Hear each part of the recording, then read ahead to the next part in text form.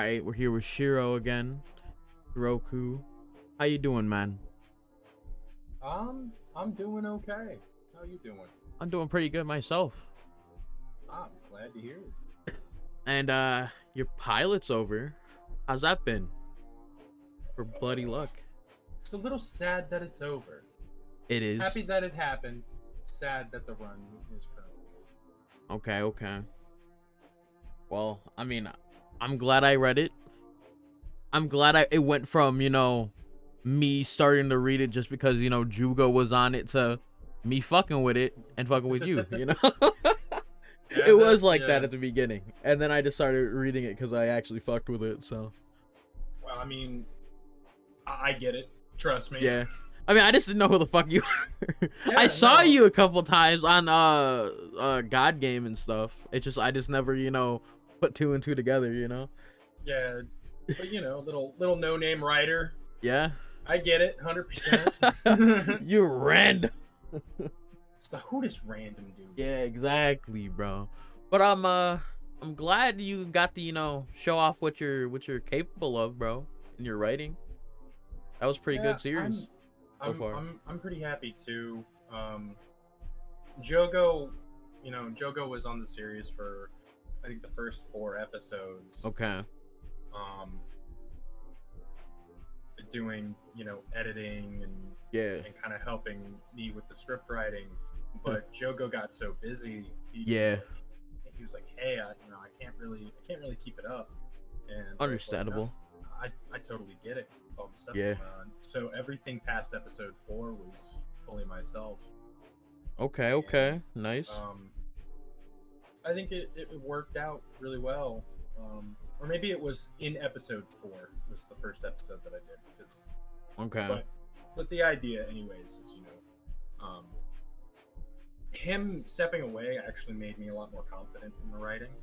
Yeah. Like not to be sitting here and be like, oh, Jogo made me unconfident, but like having Jogo around was like Yeah. a safety net, and it was like, I don't know, am I doing good? And at the Yeah, end of because the you can day, always, fall back on him if you needed to, I could always fall back on his ability to write to kind of help me out. But Yeah.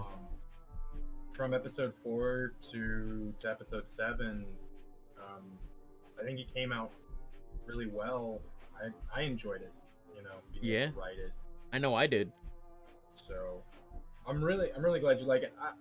I love your reactions. I loved watching every one of them. I did laugh when you finished. You stopped at the thank you for reading. Yes, I know. You did tell me this. I'm so mad. I'm like, oh man, you didn't even read the end credits. I didn't even know there was, so I just didn't do it. I'll have to read them myself then, because it's like I'm not putting it into a video. It was just a little thing because I had written the entire thing and it was like, oh, I didn't talk about this. I need to make sure that this is here in the end of the pilot run. Yeah. So we had added that near the end, and I really liked the idea of doing it after the end credits, just to be like, because you'd have it to where some people, and you prove that, see the thank you for reading, and they're like, oh, well, it's done. All right, time to leave. Yeah. Yeah, it do be like that. We thought that'd be a little neat, just like a small little thing to do. But no, I was really proud of the run that we had. It was poetic that it got to end at episode 7, because my original contract was to end at episode 6. But we were like, hey, we don't want to rush through it. Because the 45 panels that we tried to stick to for each chapter is both an awful lot to tell and shockingly little. So you're sitting there and you're just like, oh, well, I need to make this a convincing story. Hindsight's also 2020. I did really slow roll the series because I wanted you to really feel for Rio, and I wanted you to feel for kind of the characters. I didn't want it to be this like, oh, well, the action started in episode 3. Because when it came down to it, I wanted you to,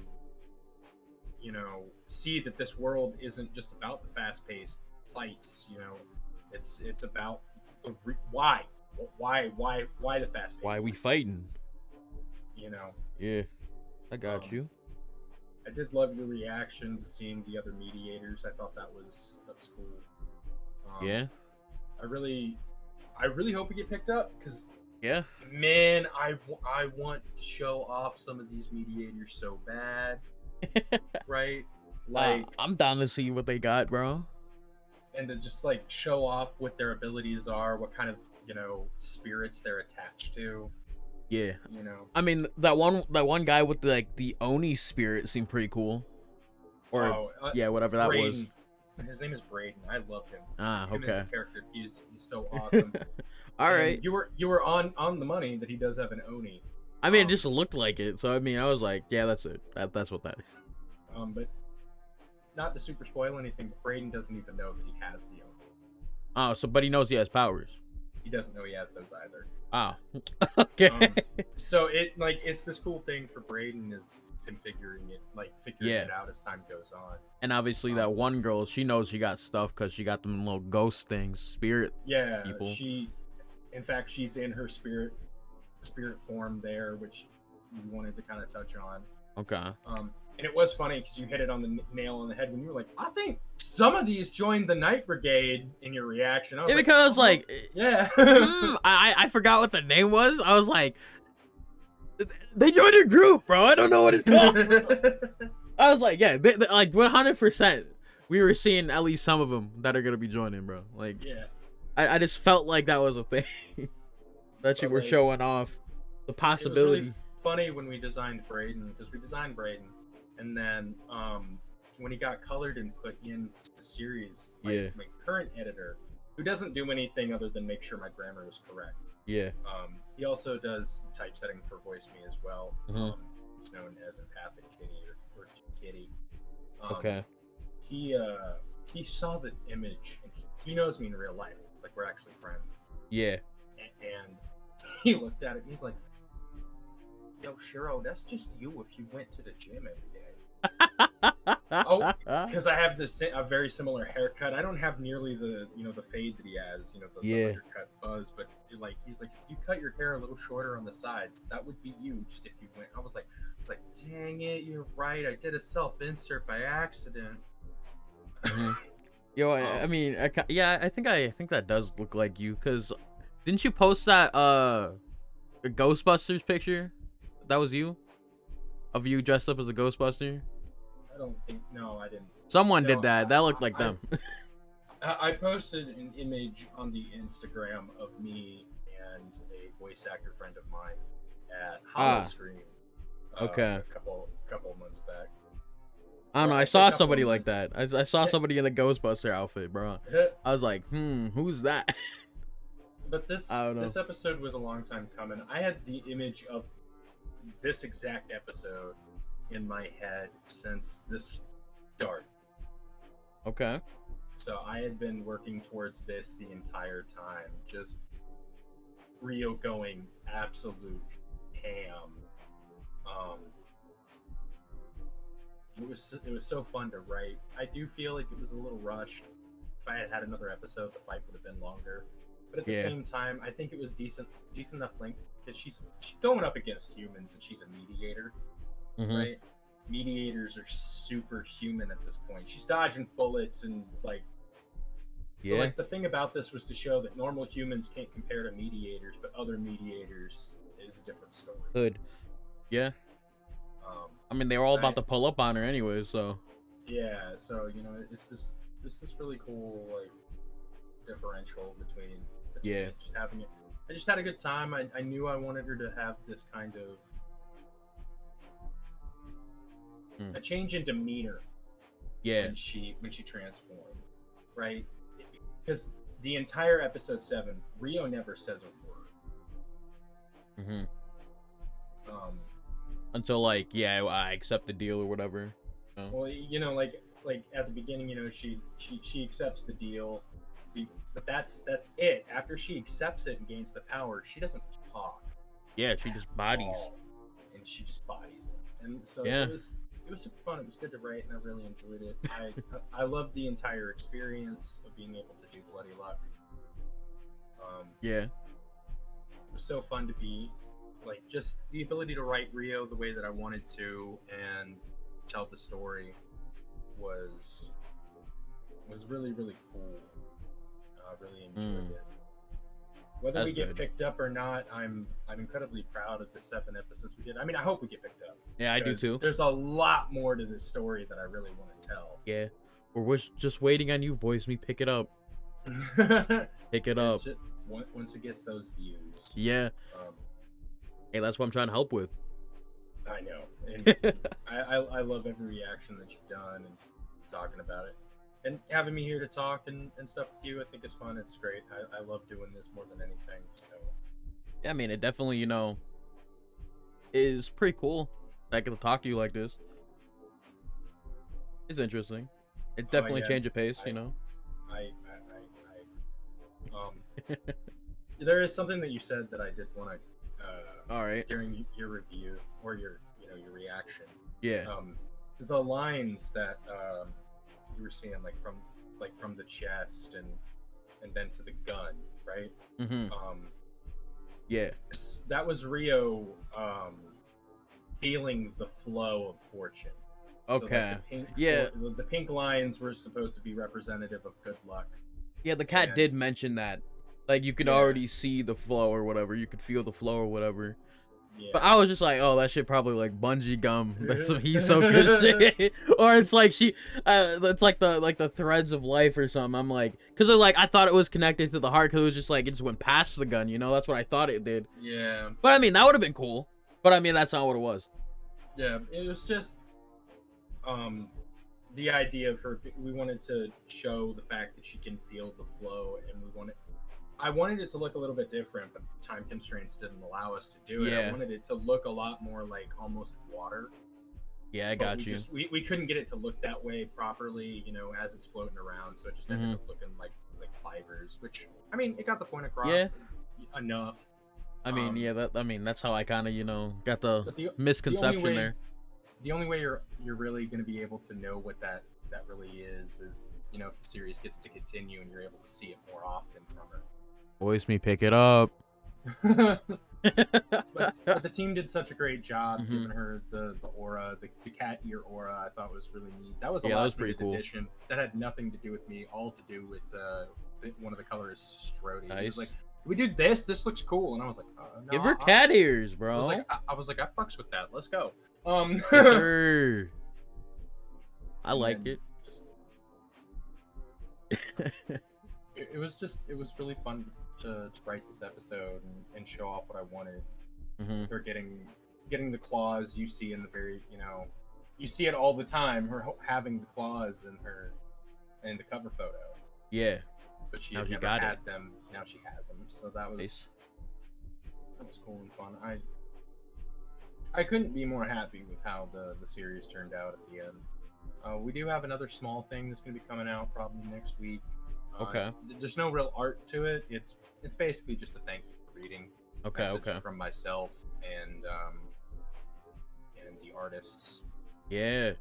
So the team is gonna kind of write some stuff and you know, you'll get to see what they think about, you know, Bloody Luck, and thanking the audience for sticking with us on this very wild but short ride as of current. Yeah. I mean, I hope you get it picked up because it's like, it's really good. It's really interesting. And so I definitely like reacting to it. So, Voice Me should definitely pick that up. Like, yesterday. But, yeah. Like, we already need to be working on episode 8, 9, 10, and 11. Exactly. Go get to that. So, all in all, basically, this is, you know, like, until we get picked up, you can call it, you know, it's short at 7 episodes. This is like our quote-unquote first season. Yeah. So, once we get picked up, there will be a little bit of a break as we build up a buffer for episodes, and hopefully at that point we'll start coming out weekly instead of bi-weekly. Yeah, like right now that's like that's like the one pilot episode pretty much. Yeah. That like all shows have. Yeah, I wrote, now initially I wrote it because 7 made it a weird number, but it was poetic to end it on 7. But originally I wrote them in 3-episode arc structures. So, you know, you'd have episode 1 is a beginning, episode 2 is a middle, and episode 3 would be an end, right? So that would be like one episode. And then episode 4, 5, and 6 would have been another one, but I couldn't fit all that I wanted into that 3-episode arc structure. So I was like, can I get one more? And they were like, yeah, go for it. And so we did episode 7, which was quite literally just the fight, but it's the bookend. Yeah. That really brings it together. Nice. I mean, but it did, and I want to see more. That's what I'm at right now. Because like I know you got a lot more to tell, and now it's on Voice Me's table now. Pick it up. It's on Voice Me. It's making sure that, you know, because one of the biggest things is it's not like, you know, sitting here and being like, well, it's all on Voice Me, right? Yeah. One of the it's things all on about everybody. The pilot series is, you know, it's about people who want to read it, you know. Yeah. And I've talked with my team, like I've talked with Sudajo. One of the things that we had that worked against us wasn't the fact that the art was really good or the story is good, right? You know, not to toot my own horn, but I'm confident in the story. And for Sudajo's art, I'm confident in that. It's really good. Yeah. You know, the team did a fantastic job. So none of it's W legs. Yeah. W legs. But when it came down to it, the biggest drawback for Bloody Luck, and you know, at all, is the fact that it's a team of no one with a large notable name, right? You know, yeah, I've been working for Voice Me for 2 years, but I've been doing it as a typesetter. You know, I haven't been an author or writer or whatever. And you know, another thing, even having Jogo, right? Hugo Bieber as an editor didn't really do much, quote unquote, because it wasn't really his project. Yeah. Right? So it's one of those things of our biggest drawback was the fact that there's no name to be like, oh, it's written by that dude. You know, it's like, it's written by who? Who is that? No one's out here like, artist? Oh, it's written by Sean Hayes. It's written by him, Shiroku. No one's out here like that. I mean, now I am, but yeah. You know, it's like, oh, it's, you know, at this point, it's like, because here's the thing. Let's say I had Third, right? Yeah. As the artist, it'd be like, oh, it's written by this guy Sean Hayes, but its art is done by Third.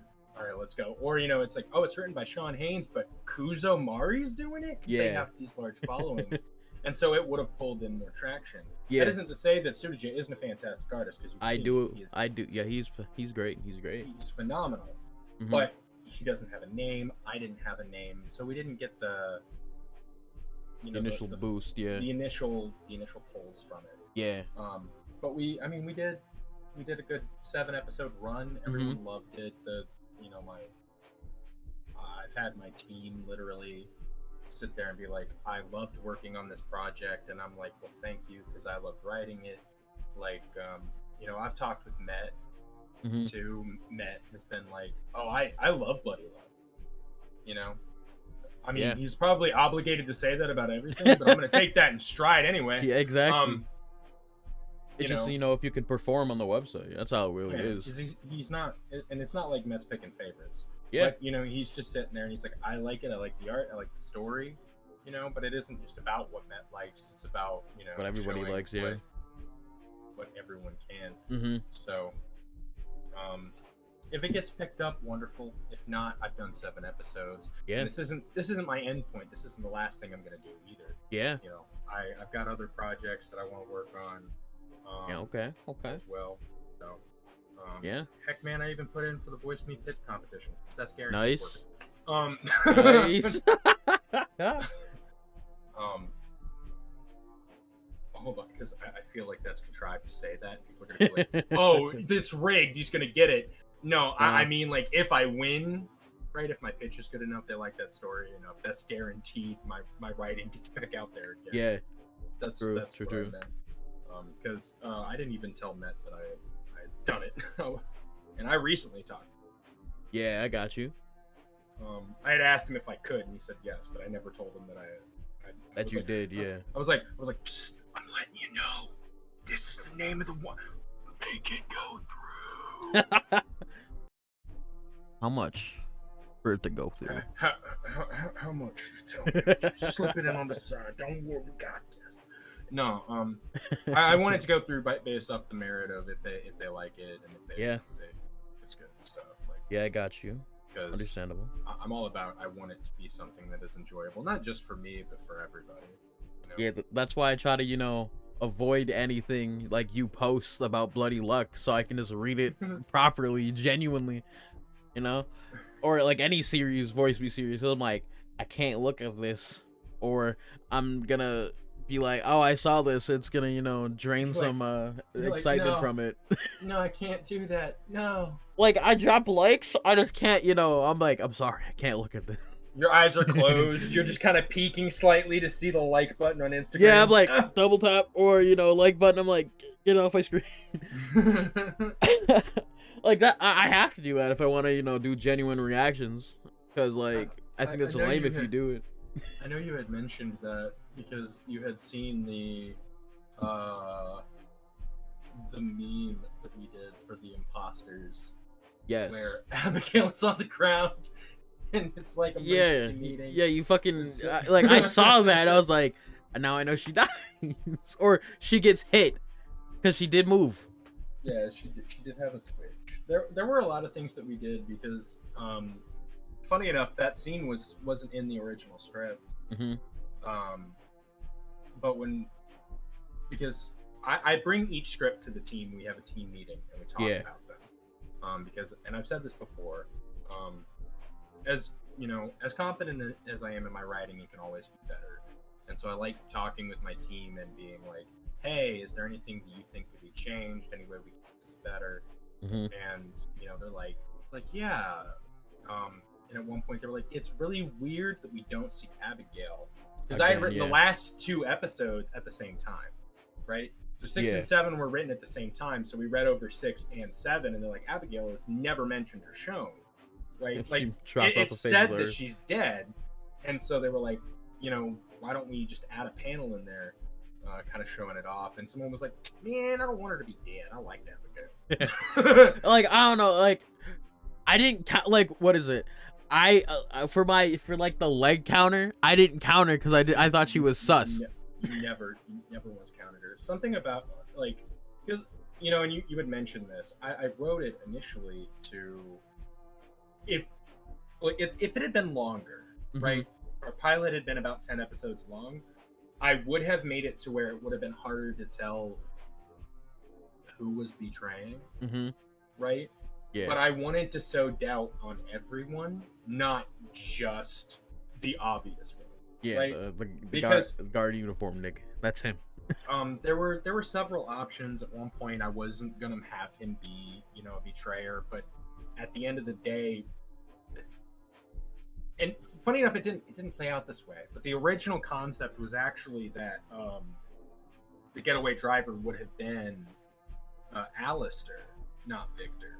And the reason is only because of a naming convention that I had done for the 2 characters, for Abigail and Alistair. Right? I had named him Alistair Keynes, and I had named her Abigail Michaels. So I was doing Cain and Abel. And that was because it was just something funny, and it's something I had talked about with a friend, and we were both like, that's humorous, right? It's like Cain always gets one up on Abel. And we were joking about that, but when I was telling the story, I was like, no, Alistair's gotta be the one that goes in and tries to, mess with Rio, and then have Victor too. There was a point of thinking about trying to make Victor a mediator, but after talks, it was like, well, it kind of then it's just like, oh, well, Rio's just fighting another mediator instead of kicking the ass of 2 douchebags that tried to fuck her over. That's something that we really wanted to show was, while Rio gets these supernatural powers initially, it's spawned entirely by 2 human people. They're not even mediators. And Fuku just going poke. Mm-hmm. doing. I was really happy when Voice Me posted an Instagram reel, and it was like the best manhwa villains, and Fuku was the first one that showed up. I was like, yes, Nice. because Fuku, I've said this once and I'll say it again, because one of the things about it is, out of bloody luck, while Rio's the main character, everybody mentions Fuku far more than they mention Rio. Wait, wait, Fuku's the cat, right? Yeah, Fuku's Okay. the cat. Okay. Um, I just wanted the, confirmation. yeah, Concrete. like to the point that they've made here. I'm just showing you in Discord, but they made emotes. They made emotes for Fuku. We have one that's like one of the lazy cat meme. And then we have one that's just like Fuku kind of peeking over. I've used that for a couple of profile pictures, like on our link tree. It's the profile image is just Fuku's face, like pulling himself up. He's like, "What's up, motherfuckers?" But it's very interesting because I didn't design Fuku to be a mascot-like character, right? Yeah. But he became a mascot. Okay, there's so many people that sit there and they look at Fuku and they're like, I love him, he's adorable. I'm like, he's a tiny demon. He's a little he cares nothing about anyone, he just wants to have fun. And that's supposed to be apparent throughout the entire series. Like they're just like, okay, bro. They're like, yes, sure. But you gave him a tiny hoodie.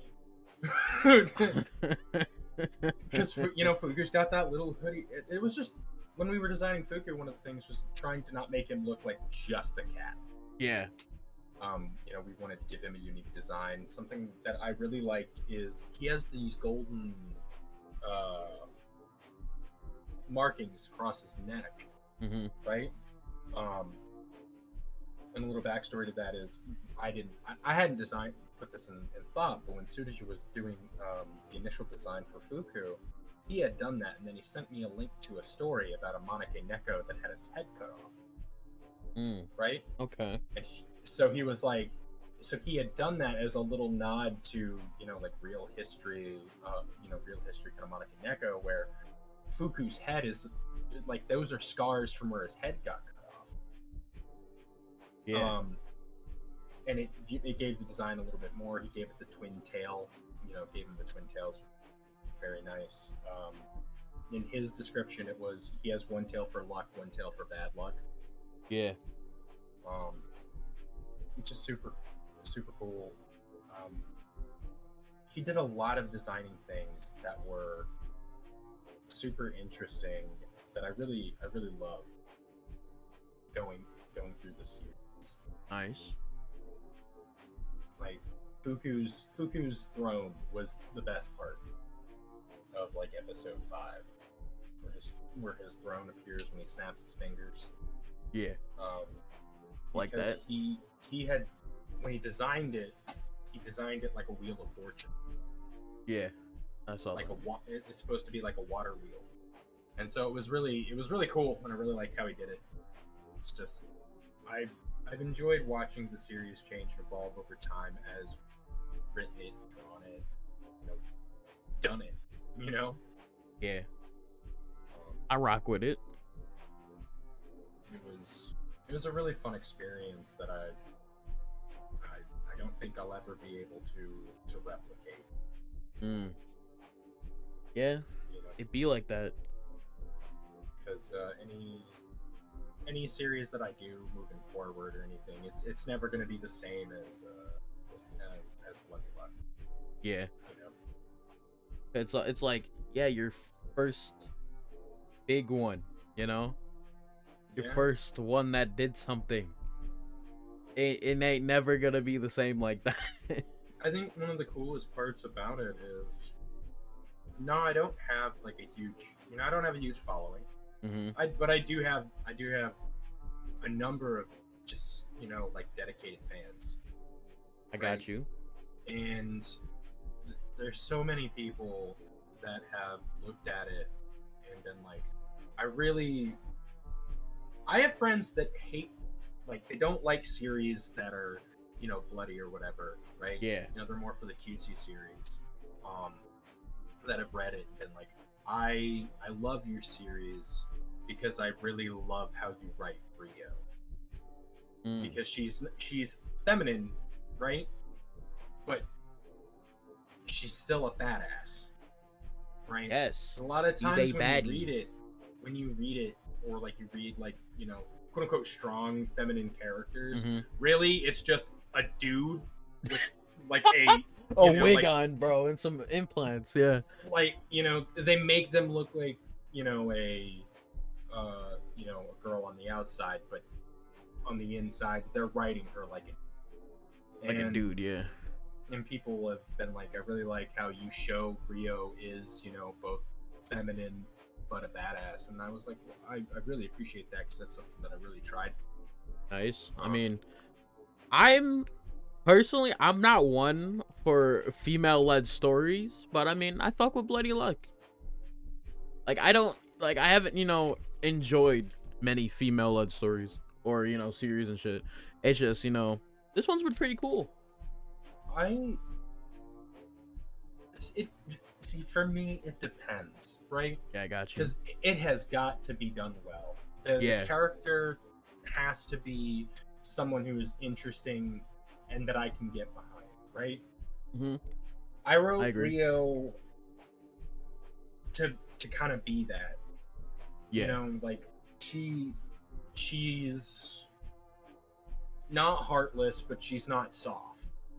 You know what I mean? Like, she does what she has to do. She has a sister that's sick. She wants to take care of her. She's the older sister. This is what society has placed on her, right? And then the world she lives in is just beat her and kicked her while she's down. And so Rio has to crawl her way out. And one thing about it is I wanted to make Bloody Luck a relatable story, not just not just, oh well, now they have superpowers.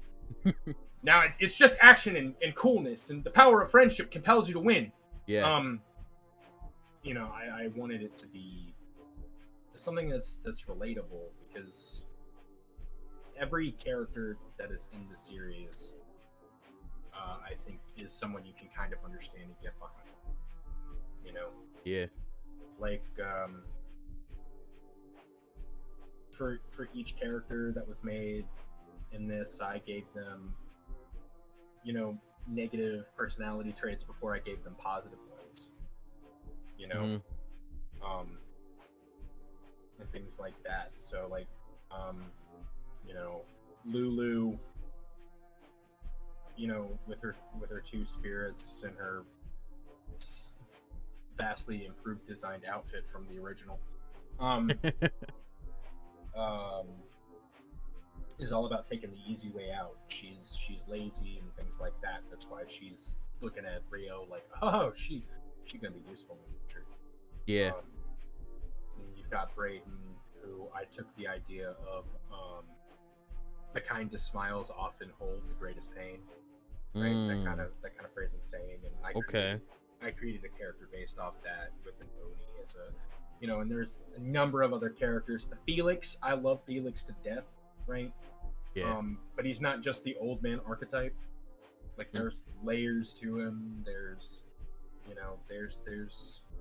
stuff there. Like, he taught Rio how to be a thief and how to be a criminal when he found her at the age of 13, because it's the only thing he knows how to do. So he's like trying to be the best, almost parental figure to her in the only way that he knows how, right?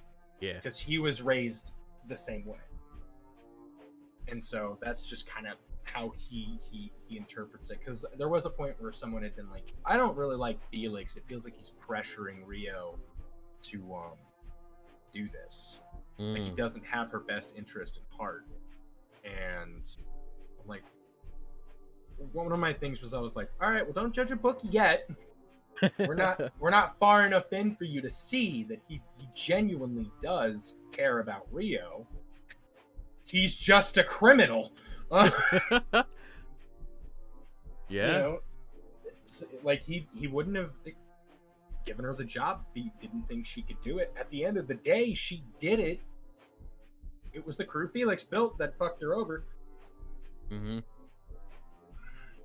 You know, and like later on, it'll probably like fuck with Felix, but I don't really want to talk about the things moving forward so much because if we ever do get picked up, I don't want to spoil anything. Yeah, that would be super great. hard. That'd be great. But I would really enjoy being able to come back to Bloody Luck because I have so much planned for it. I know the ending to the series. I know all of its major villains. Nice. It is something that would be super great to come back to. But if we don't come back to it, you know, now for Voice Me, and that's not even to say that I'll completely stop it entirely. You know, moving forward and stuff. Like, you know, if I start getting more settled, maybe if I, you know, make a bit more money to where I could afford the expenditure, right? You know, I'll start writing other episodes and building up a small backlog and posting them so it keeps going. It'll be a heck of a lot slower, you know, but I don't want it to just completely dip off the face of the earth. But right now, continuing it with what I have without, you know, Voice Me's help is just not possible. Yeah, I got you. Because, contrary to popular belief, it is expensive. Yeah. Like you'll see comments all the time. It's like, how long does it take to make one of these series? True. Like, why can't this be updated all the time? You don't understand. Like, it's so more than, you know, just putting the time into work into do it. Because, like, yeah, you could do that, but like, you have to pay everybody. There's that. There's like, look, most series that are on any site that are coming out weekly, they're not small teams. Yeah, like these are like reputable people. Like they'll have one or two teams working at all times. Like I can tell you right now, God Game, which is the most efficient for being on time, before it wasn't for their break. That's not their fault though, right? You know, doing everything in a week, even if you have two teams, is still incredibly stressful. Yeah, because you got to keep all coordinated and all that shit. Like, you got to make sure that it's looking consistent, the coloring is the same, that the lighting's coming from the same direction. Yeah, I will always call out K Ray, author of Lost Domain, and you know, just a fantastic artist and a great project manager. K Ray did a lot of project managing for Bloody Luck. Did a fantastic job of keeping us on track. But you know, she's very important, like in God Game, to make sure that on both teams that the lighting and everything is consistent, that the art looks consistent. You know, I'll see a number of times where they're trying to fix specific panels, right? They're like, hey, this one doesn't look exactly on point, and that takes time because someone has actually drawn that. Now they have to go back and they have to edit it to try to fix. You know, Bloody Luck was bi-weekly, and we were still narrowly hitting the release time. Yeah. Right? Because they're working so hard to make sure that it's on point, that everything looks good, that it's you know, that it doesn't look like 9 people worked on it when 9 people in fact did. You know? Yeah. Like the coloring had to be specific, the lighting had to be done a certain way. So it's one of those things of it's an incredibly tough, difficult, long process. Yeah. Like even besides, you know, webcomics and manga and stuff, like manga that are like monthly updated, those are definitely, you know, at least plus one person. Like it's not making it like that, you know. Oh yeah, no, like manga is so much rarely different. To be perfectly honest, is rarely now ever inked by the author and stuff. By the author, you know, they'll make rough panel drafts and then we'll go back over them. Yeah. Now that's not to say that none do. Yeah, because like I know usually like the first few are. The first few for the most part, really are. And then they get their team. They get the team, and then there are key panels, key frames, things like that. That are definitely done by the artist. And but for a lot of it, there is an outsourced team to make sure that it's on brand. It's it's looking well. That's another reason why you'll notice that in most popular series, that the manga will the art style will change as it progresses. Yeah. And it's not just because of the artists themselves, because the artists themselves does change their style too, but it's also the other people lining it. They're trying to do it in a more effective way. And so it slowly becomes more so slowly it becomes faster and faster to do as the team works together more and more. Right? But that is something else that's another important dynamic, is the team working well together. Because if you got two people that do not mesh, it's gonna take forever. Yeah. Because like something always impedes the work. If there's some if there's a little clash here or there, it will impede it. And look, there are different personalities when it comes to artists on all sides. Not author to artist as well, right? Yeah. I could I don't have any beef with any artist, but let's say me and Mind Fury decided to work on something. I'm writing, he's drawing, right? Yeah. I'm not a huge fan of his early work. His current work, I do fucks with, but which people seem to forget that I say that too. Right? Oh, but anyways, bro, I hate Thrash. There's man. No, he hates everything about if you Thrash. Hate Thrash, you hate everything. I'm like, I tell people to read Thrash. I agree, I do too. Like, it's one of those things that I'll look at people and I'm like, hey man, I think you'd really like Thrash. Like, I have a friend who doesn't like anime at all. Yeah. Not really. But he at one point was like, man, I really love Berserk. And he said that, and I was like, I'm sorry, did you just say what to me? He was like, yeah, I love Berserk. He starts talking about it, and I was like, that's an anime. He's like, I know. What the hell are you? Which one? Well, not the anime. He was like, reading he was reading the manga. I was gonna say like 2016. No. I had said anime, but he was. I mean, it is an anime, so. But a very bad one, but yeah. Oh yeah, no. Bad, awful. Yeah. I wish they would stop trying to do 3D with it and just do it traditionally. Like, I know, like, the 1991, that one was good. And then they fucked it up. Yeah. Game. Do Berserk respectfully, bro. Stop doing it like you're doing. But, I don't need that. But for him, when, he said that, I was like, oh, you'd fucks with Thrash a lot. And he had started reading it. Really likes it, right?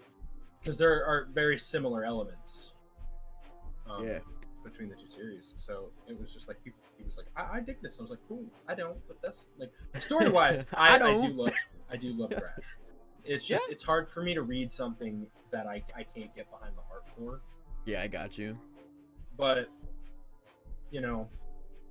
I love what Mind Fury comes up with, right? I do too. He is great. He has a fantastic eye for things. We've talked multiple times. He sent me panels to be like, hey, does this look good? And if I go, I don't know. No. He's like, damn. And he'll like go back to the drawing board or try to fix something up to make it look better. Or if I'm just like, dude, I fucks with this. He was like, I know it's good, because he didn't like what I do. Because he knows he'll get an honest answer out of me. I'm never just gonna be like, oh, it's Mind Fury. No, man, that looks fantastic. Yeah, that's great. Yeah. With a lot of people now, I'm kind of like that. Like, probably at first I would be like, whoa, I shouldn't be disrespectful. But now I'm like, yeah, fuck you. And I'm like, yeah, this is ass. Well, for jokes and memes, I'll always be like, no, that's awful. But like anytime he sends me something, I'm just like, the perspective here. Yeah, I'm not feeling odd. this. You could maybe change this, but I'm a firm believer in constructive criticism. I am too. Anything that I look or read or see, I will find or try to find as much positive as I find negative. Yeah, I got certain you. Things that's harder to do, but I do my best to find the positive side. Yeah. Because, you know, even if I sit there, look at someone and go, look, man, I really don't like it, I can still be like, but let me tell you, What I I can do. see why people like it, and let me Yeah. tell you about what I do care, what I do like about it. Yeah, You I know, got like you. I've gone over that about Thrash too. I'm like, I like this character, I like these characters, I like how this goes. Please don't ever use that font again. Right? Like, Yeah. you know, I'll do stuff like that because Mm-hmm. it's the only way you get better is by knowing what works and what doesn't, instead of it Yeah. being just like this. They're all shit. Throw them out, right? Because Yeah. like my thing is, you know, I I wrote Bloody Love. Mm-hmm. I've sent it to people over and over, and I've had people be like, "Oh, this is really great. This is really good," and I'm like, "That's cool. What's wrong with it?" And they're like, "Nothing, nothing," and I was like, Wow. "You lie to me." Anyways, I'm like, I can see what's wrong with it. I wrote it. But you know, one, you're always going to be your worst critic. True. But at the same time, you know, it has been really interesting to hear the praise that Bloody Luck has got. Right? Mm-hmm. People being like, it's a really good story. I really like where it's going. Fuku's awesome. I love Rio. They're like, nothing better happened to Claire. I'm going to send you death threats. Damn. You know, and having it being like, I like the progression that you're doing for it, and I'm like, ooh, I don't, but thanks. Damn. I say that, but I do like the progression that I did the pilot run. Mm-hmm. But at the same time, there's a part of me that's like, you should have done it in episode 4 and then moved forward from there. Yeah, I got you. You know, have the action hit a little earlier. People would have been more interested in it. But I think the way that we have it now is it's good because you get a more solid feeling for Rio and why she agreed to getting the power than it just being like, do you want the power? Yeah. Fuck yeah. Boom, and then having a power, you know? Yeah, I got you. You really get to feel she did it because her back was against the wall. She was desperate. Like, you know, Fuku's bit. Sitting there, he's like, she's just egging her on, or he's egging her on, bro. Take it. So come on. It's just one of those things where I think it worked out well, but if I was writing it again, I may have sped it up. Yeah, I understand what you're talking about. Just so I could have told a little bit more of the story than it'd be like that. I did. Be like that. Again, I'm still proud with what I got to put out. Yeah. The team is really happy with it because I was at every inch of moving forward after Jogo. I was like, hey guys, how do we feel about the episodes? Feeling good? We got good pacing. You know, I think the panels work. Do we need to add something? Do we need to mix something? Like, what's going on? Mm-hmm. Be like, and they would give me the feedback that I need to hear. That's the biggest thing and the most important to me is that at the end of the day, I wrote it, but I want them to be happy with what came out. Yeah. Right? Like, I want the artists to be happy with what came out because I wrote the story, but you know, what they did is the thing that's on the screen. It's what they see. Yeah, I got you. People remember the visual much more than the mm-hmm. I mean, not said they don't remember the all writing, the time. but the visual is something that's very important. True. And so I want them to be happy with what came. More so than what my mental image is. Yeah. Excuse me. Okay. I really enjoy when I'm able to work with the team, get their opinion, and all that. There are a lot of artists that are like, this is the vision. It has to go out this way. It has to be like this. And that's okay. Don't get me wrong in saying that having your vision is a negative.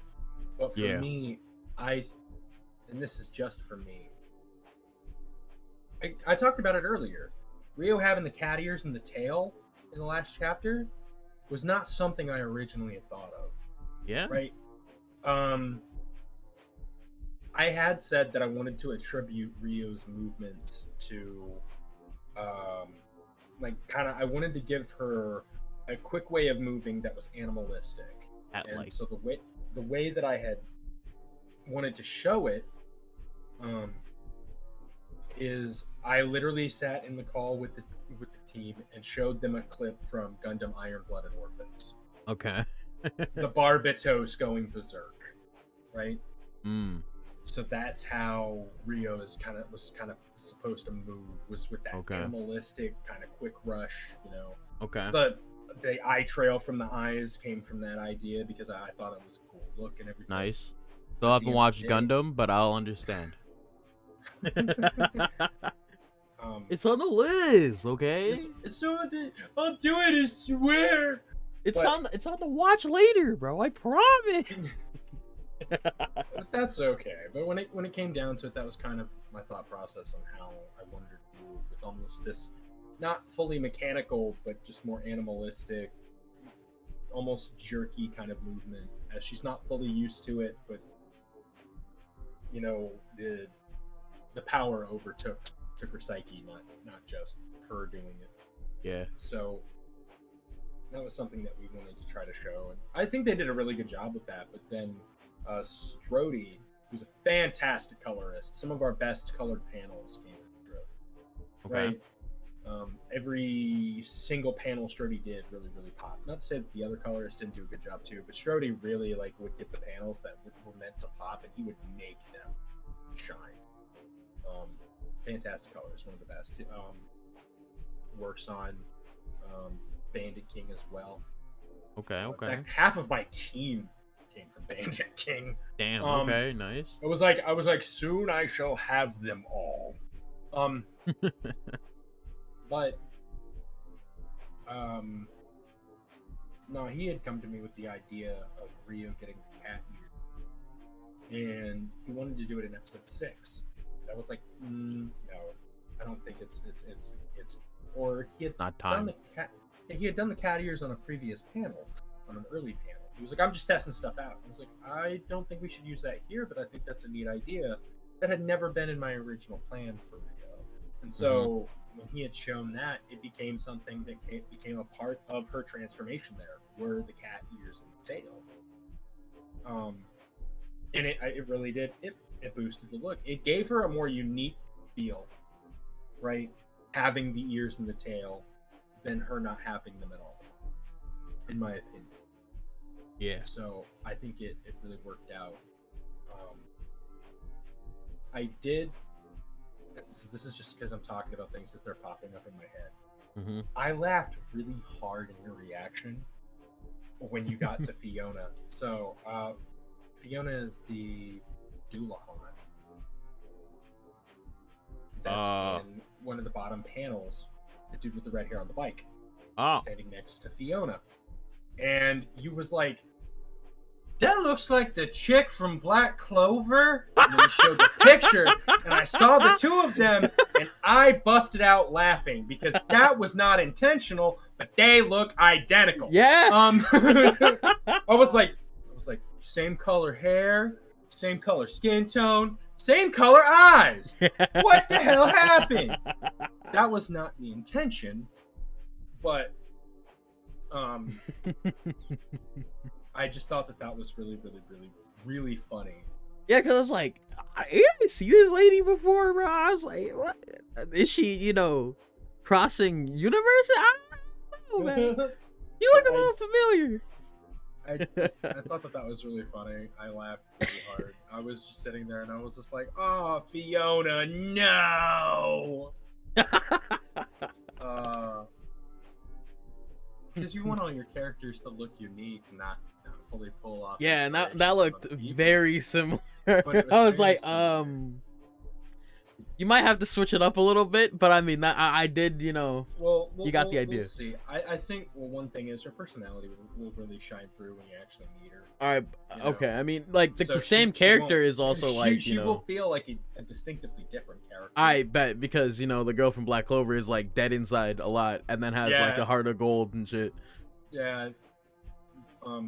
Fiona, she's gonna be a really sweet character. Okay. Who's really, really shy. Okay. So, you know, she's gonna be different.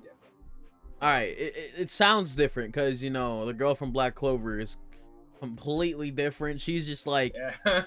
whatever all the time, and it's just like, oh shit, things are happening. I won't say nothing if you haven't watched it, you know. It's just I haven't watched. Okay, yeah, but yeah, she really is like that. It's one of those things of just like it's really hard to show the personality of a character, you know, in a solo panel. Yeah, because it's just like standing. It's still, bro. What are you supposed to do?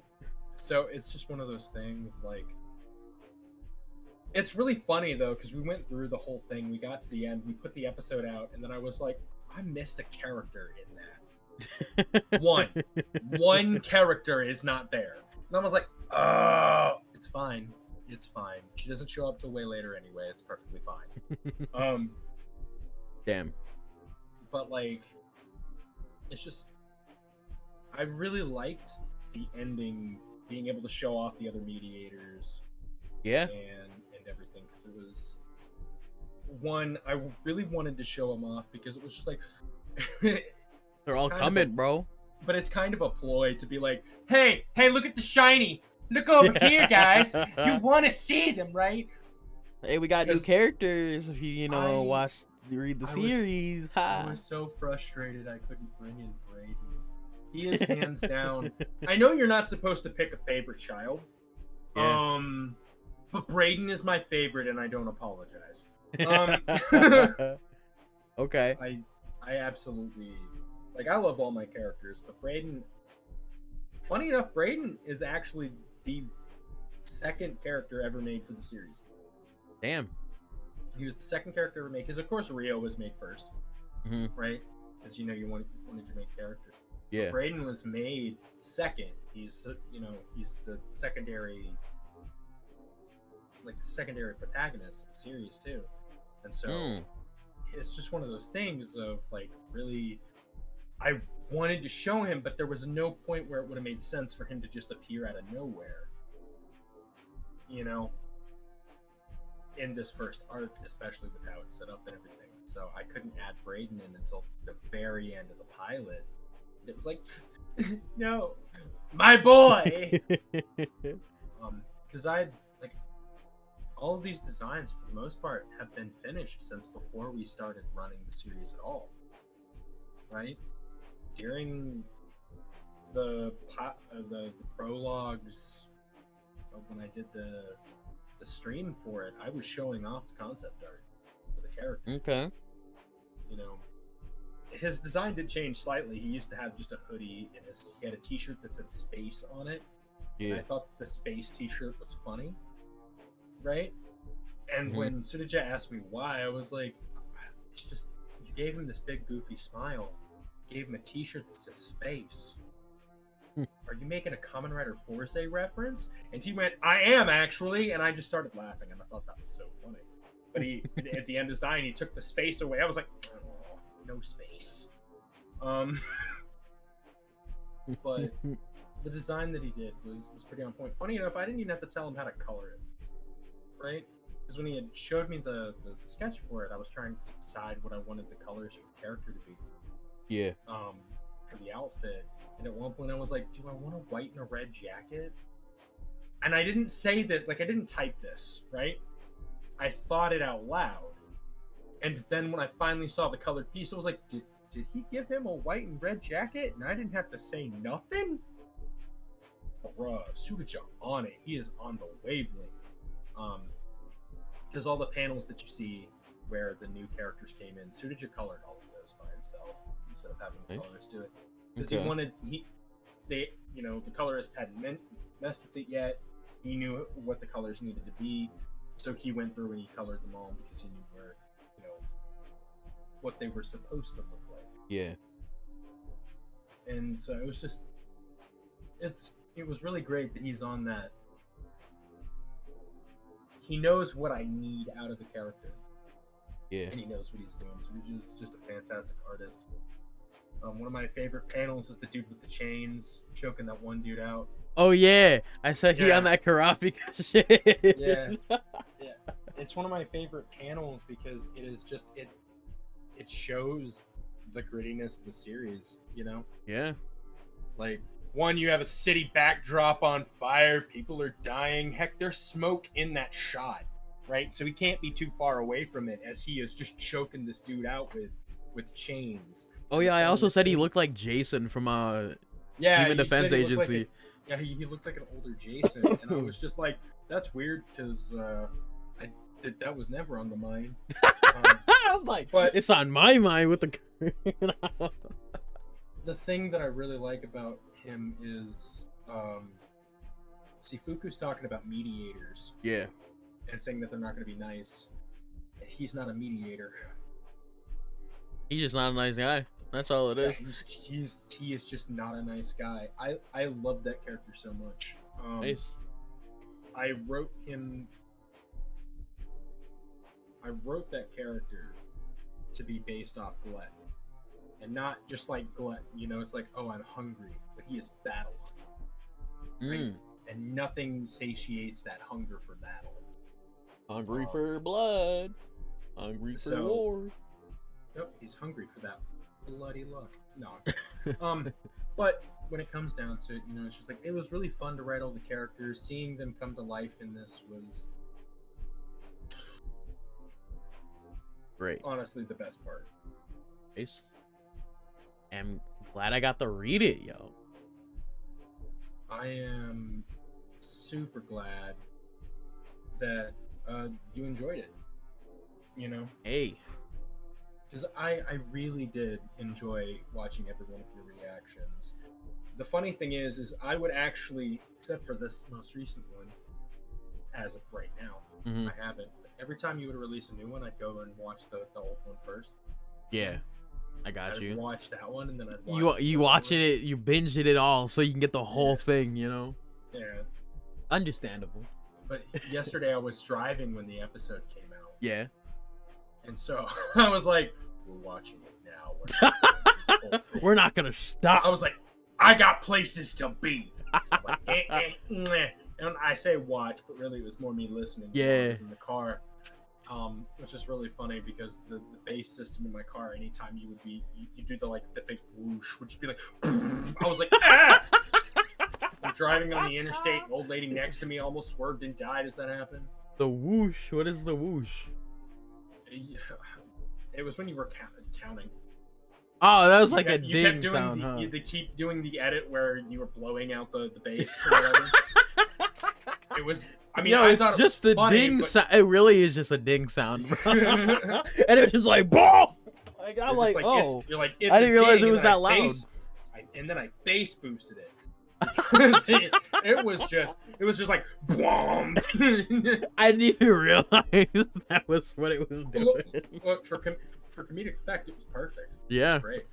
And, I mean, it was just legs, so I mean, it has to be funny to count some legs in a series. This is like the only counter I'm doing. And I probably won't do it again until this continues. Well, admittingly, when you hit 13, I was like, oh, let's not get any more. Yeah, I was like hoping for that too. I was like, as I'm looking at it, I was like, there's one more. Yeah, there's two more. Yeah, there were two. I was like, bro, it was about to be, you know, symbolic if it's 13. No. Blame Sudaja, bro. He got them legs on deck, bro. He just went leg. Yeah, perfect. like that literally had those 2 chapters had more fucking legs in it than like the past 3 that I did in the other video. He must have watched your videos and been like, bet. I'll add even more. I was going to count them all up. I was gonna go through like all the videos and count them all up. I just didn't do that. But it was a lot, okay? It was a lot of legs. W? It was a lot of legs. Hey, add more. Yeah, add I'll have to, do more ding sounds, but yeah, add more. But it was good. Hey, I'm glad. I loved watching your reactions. Though it was just super awesome, and it was just again really fun to do the series. It gave me the awesome opportunity to work with crazy people, to write. I mean, it gave me the opportunity to this weekend, November 4th through the 6th, Oh yeah, I get to you're go doing to a stuff. convention and Hey, have a panel. So I think that's super fun. nice. What panel you or what con you going to? It is called NecoCon. Ah. 24. It makes sense. It makes It's so sense. funny. That's so funny. Yeah. It's NecoCon. That's great. That's hilarious. I hadn't even put 2 and 2 together. I hadn't even put that together. That's so funny. It is. It makes sense though. Where you I going? I got a panel Saturday night at 11 called The Bloody Luck of Writing. Damn, there should be, Fuka or whatever, the cat plushies, bro. You should have made one. I should have made Fuku plushies. That could have been, I like a thing on the desk, bro, or like whatever your thing. That could have just been on the fucking thing, bro, where people could look at it, bro. Damn. That could have been there, bro. Could have been there. Could have been. Could have. Yeah, still make it anyways though. You should. That would probably be some good merch you could sell. You're welcome. The Fuku plushies would sell exactly. Like hotcakes. Exactly. W idea. You're welcome. Yeah. Don't worry, I don't need a cut. Hold on, they'll come out and you'll be like, where is my cut? I came up with the idea. And I'm like, no, you didn't. Nah. I was already working on that before you said it. I just want a plushie. That's all I need. Look, if I make plushies, I will send you a plushie. Bet, I'll take one, bro. That's fire. But now that we were making stickers and oh yeah, and I wanted to make card chains of the bleeding cat. Oh yeah, we have. Like on the little after the K and all that. I see it on your fucking profile picture. Yeah, so like because it's a marketable little icon. Logo is bloody cat. Blood drop cat, which is really cool. And so we had started making stuff for that, but I wasn't able to get the money together to get a booth. So I got you. Have it right now. The idea is there. I it's not like I'm sitting here and it's like I have 1,000 boxes of these. They must go tomorrow. No, I've only got a little bit, but it was something that I could have, while at the con, I could have been like, you could have, hey, you want one? You want this? It's cute. It's cool. You want it? Damn, that would have been dope. That would have been dope. You had the vision. It just didn't play out as you needed to. Yeah, it didn't play out this year. Yeah. But hey, I do plan next con, on going be to ready. As many cons as I can. Yeah. We're actually working on turning the first 3 chapters into a physical book. Hey, I'll buy it. Bloody Luck. Because we thought it'd be really neat. Yeah. And now it's just the logistics of how the panels lay out on the pages and things like that, making it work. I know they were doing that with Develop a while ago. Hey, I'll buy that too, bro. Fuck. Yeah, they're still working hard on that. Yeah. I don't know when it's coming out, but I'm hoping that it's shortly, because even I will buy one. Yeah. Gotta support Sudajo. Gotta support. Yeah, support Sudajo too. Yes, but sir. Go follow him.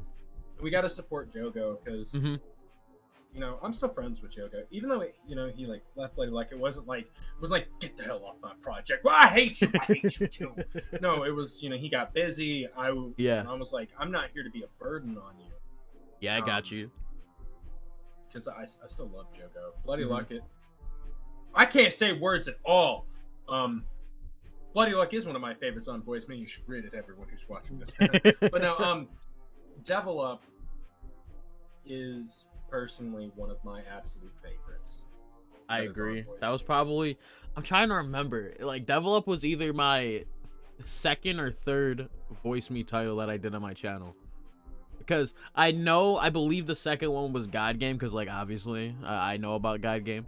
It's just now I started doing it again. But yeah, it's been on my channel for a while, and obviously it's been on my other channel that got deleted. So it's been a while, bro. I really like Devil Up. Same with Thrash. Thrash has been here for a while too. That's literally the first one I did.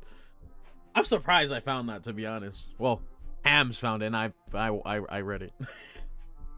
Yeah, no, I've always loved it. It's Yeah. been a good series since it Mm-hmm. started. Agree. I was talking with, this is early on, Yeah. talking with Jogo, and he's just like, I have no idea. It's like, I feel like people keep calling Silas a bitch, and I'm like, He is. well, this is But then he around, gets like, better. It's like episode 20. Oh It's yeah, just like, understandable. He's just like people, like he had just transformed or whatever Yeah. by this point. And I was like, if you read it right now, from start to the point that he transforms, Silas is less of a bitch than you thought. I mean, yeah. I mean, yeah, he Because is still a bitch, but he then become like, not a bitch, you know? But the thing about it is, it's like, when you're reading it week to week and it's coming like that, it sticks in your mind that he is pathetic. Yeah. Right? I got If you actually read it from start to where he does transform, it's less of him being pathetic, right? Yeah. And it's far more of him being a realistic and believable character. True. Right? He doesn't have the powers, he doesn't have this stuff, he doesn't know how it's gonna go, and it takes something that gets in his way where he has to do it, that, you know, changes his mind. And so it was good character writing, and I told him he needed to stay the course. I'm thankful that he did, and you know, it's become the thing that it is. I know I was also, you know, criticizing Silas a bit, but it's like I also, you know, didn't really care because it was interesting anyways. Well, when it comes down to it, you know, there's a lot of people, they criticize Silas, and they'll be like, well, why doesn't he do anything? He's got all these powers. And my brain immediately goes, the hell would you do in that situation? Probably run and cry, because me in that situation, I ain't doing it, even if Remy and Cedric are my best friends. Exactly. No, I've seen Lord Rain. No, not today. I'll go kill the rabbits first. Yeah, like, right? What is it? I know, like, I think I was saying this on, like, a completely different series, a completely different direction. But it's like, it's a show called Vermil. You probably know, seen it. Yeah, it's basically some super lewd stuff, right? And I'm like, I'm saying, like, oh, why doesn't MC just do this, do that, right? I'm like, bro, what the fuck would I wouldn't do this shit? I'm not, I don't have that pull, bro. What the fuck? So I'm like, y'all wouldn't do this either, bro. Like, what? Yeah, it's just one of those things, you know. Yeah, like it's just like, you could say this, say that, but it's like, are you gonna do it? Like, especially in this situation. Exactly, 100%. Like, you gonna kill something, kill a person, even if like a humanoid person, you gonna kill something like that? Like, I don't. I mean, like, I'd say I would. I don't know if I would though, because I'm not in that situation. Like, it's like that. You're not there. You're not in that moment, so you can't really say it. You like, I say this all the time. Yeah. Like, people are, you know, there's always the argument. It's like, well, what would you do if you had superpowers?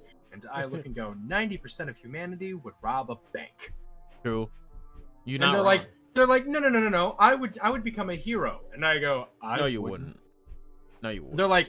They're like, you don't want to be a hero? Do I want to be a hero? Sure, I'd love to, but I know myself. If I got superpowers that allowed me to rob a bank, I'm broke. I'm robbing the bank first. Like, I would be a super villain, bro. Like, I'm gonna be the villain first. Like, I'm sorry. It's just how it has to be. I'm not a good person. Like, nobody's that good. I'll say that now. Nobody in the right mind is that good. Like, to just be immediately like, I'm gonna go save the citizens of my city. No, you're not gonna do that. First off, you're gonna help yourself and then help everybody else. That's how it works. Now, I've met some people where I could look at and go, no, you would start off the hero. Because, like, I don't feel like you have, like, the nerve. 90%. Yeah, like, I'm out here, like, I don't feel like you have the nerve to go do this. But me, I would. I'll be honest. If I have the capabilities of going to a bank, robbing that shit, getting rich as hell, I'm gonna do that. I'm sorry. Now, see, I like to pride myself on being a pretty decent guy. Yeah, you know? I don't. But at the end of the day, if I were given superpowers, right? Yeah. You know, I'd make sure that it benefits me before. Exactly. Like, like it's basically just you being. It's just selfish. Like, that's all it really is. It's like, you like, literally the human instinct is to prioritize yourself. Unless you're like, you're like I know there's like different cases, like if you're a mother or if you're a father, if you brought something into the like the world, right? That's Well, see, different. yeah, no, there are extenuating circumstances, but other thing. But see, protecting your children would still, in my opinion, be considered selfish. You're Yeah, protecting. you're You're protecting not things that you that that are you you. care for. Yes. You know. You're not protecting. Oh, I'm not going over and saying like saving fucking Ryan down the street. I don't give a fuck about Ryan. I'm sorry. Like, Who is Ryan? I don't know, but I'll save him. yeah, it's like And you're just I'm like, I'm gonna help myself. I'm gonna help my my immediate family, and that's it. Like I'm not really gonna help everybody at the like I'm not doing everybody else for it. It's like it's just not right. It's not me. So I'm gonna keep it a buck. Because people ask me too, like those hypothetical conversations. Like, Yeah. Would you rather date a superhero or a super villain? Yeah. They're like, I'm sorry, what? You want to? No, because a superhero has reasons to stop. A villain, if you get hurt, they won't stop for nothing. For real. It's like like you want to feel like that. You want to feel. Yeah. So it's just one of those things. Now, am I sitting here and condoning any of you listeners who decide that they're going to become a supervillain? No. No, you probably shouldn't do it. Like, don't go, rolling radioactive waste. Don't do that either. Don't. But the concept of if you have, and that right there, funny enough, this conversation is kind of a big thing about bloody luck. Yeah. Right? I mean, this is a conversation about bloody luck, but whatever. Well, yeah, but what I mean is, like this specific one that we're talking about here does really go for bloody luck. Rio didn't get her powers to be some superhero. She did it out of her own self-interest. Fuku, his entire thing is he just wants to have fun. It's self-interest. And so, bloody luck is kind of that story of like, one thing that I want to do, like if it gets picked up, is we'll see Rio learn how to use her abilities. Nice. Right? So it'll be slow going. I say slow going, but it's her learning how to use those powers. And she's not exactly using them to save the day. She's using them to get money to help her sister. Help with Claire. It's all selfish. And so, like, even, I mean, Fuku says it, what her wish is, because all mediators have a wish, right? Oh. And hers is everything the world has to offer. Nice. Right? And mediators are given power equal to the wish that they have. Huh. So, her saying everything the world has to offer, she got a massive boost in ability from Fuku. Yeah. So it's just one of those things, but it's not like she's all powerful. She's still got to work at it. Yeah. But basically she doesn't, like, the idea is she wishes for everything the world has to offer, so she has all the power that the world has to offer her if she can take it. And that's why Fuku asks the question, can you take everything the world has to offer? Yeah. And so that's something, because even her wish is super selfish. Yeah, it'd be like that. And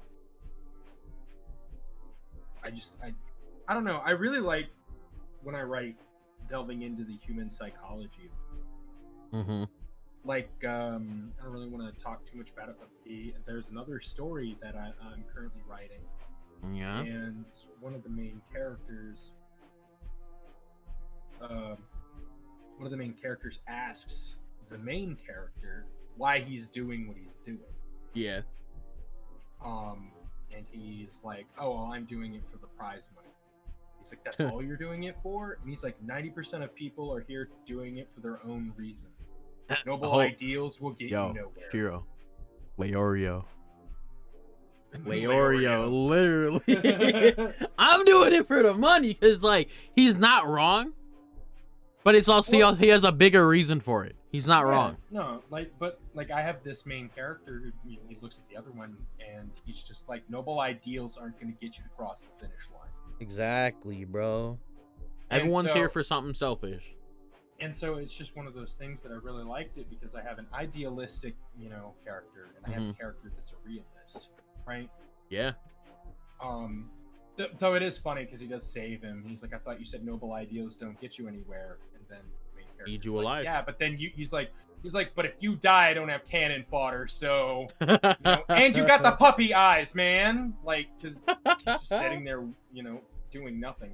Damn. But it's just one of those things of like having a character that is, and like I wrote this character. He's super overconfident. He thinks he's gonna win. Another character that's he's selfless. He'll sacrifice whatever he has to in order to help a random dude down the street. And it's the dichotomy of those two characters that creates the interesting dynamic in that story. You have a character who believes in the noble ideal that will get him, to victory, and then you've got the main character that sees himself as victory.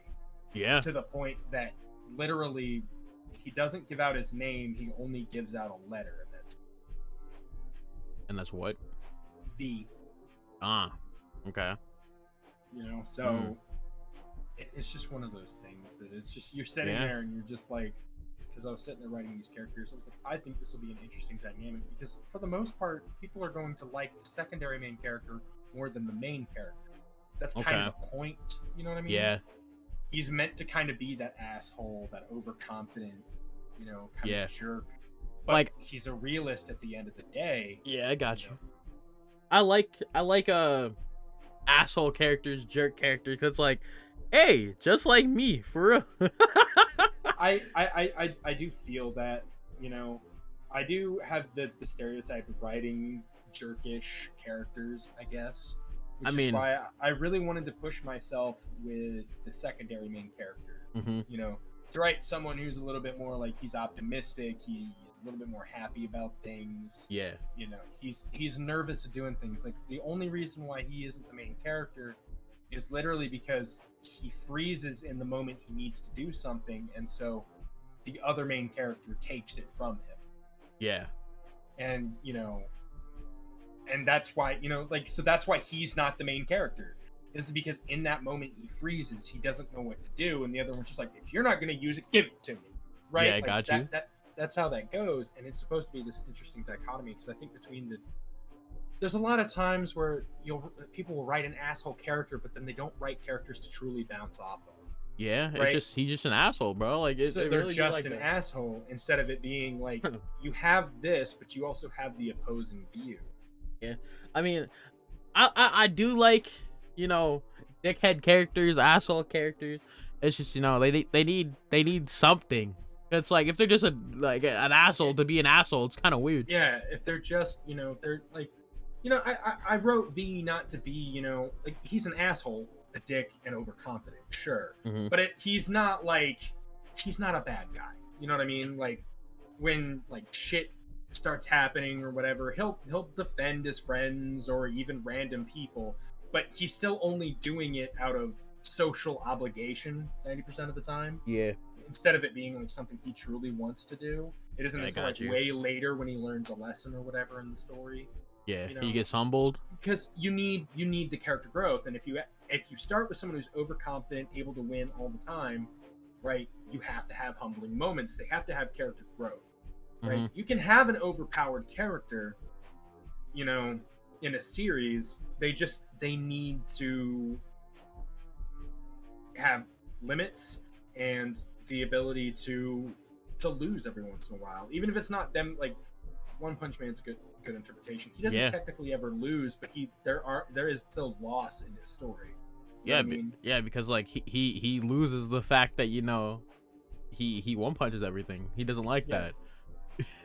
Saitama hates that shit.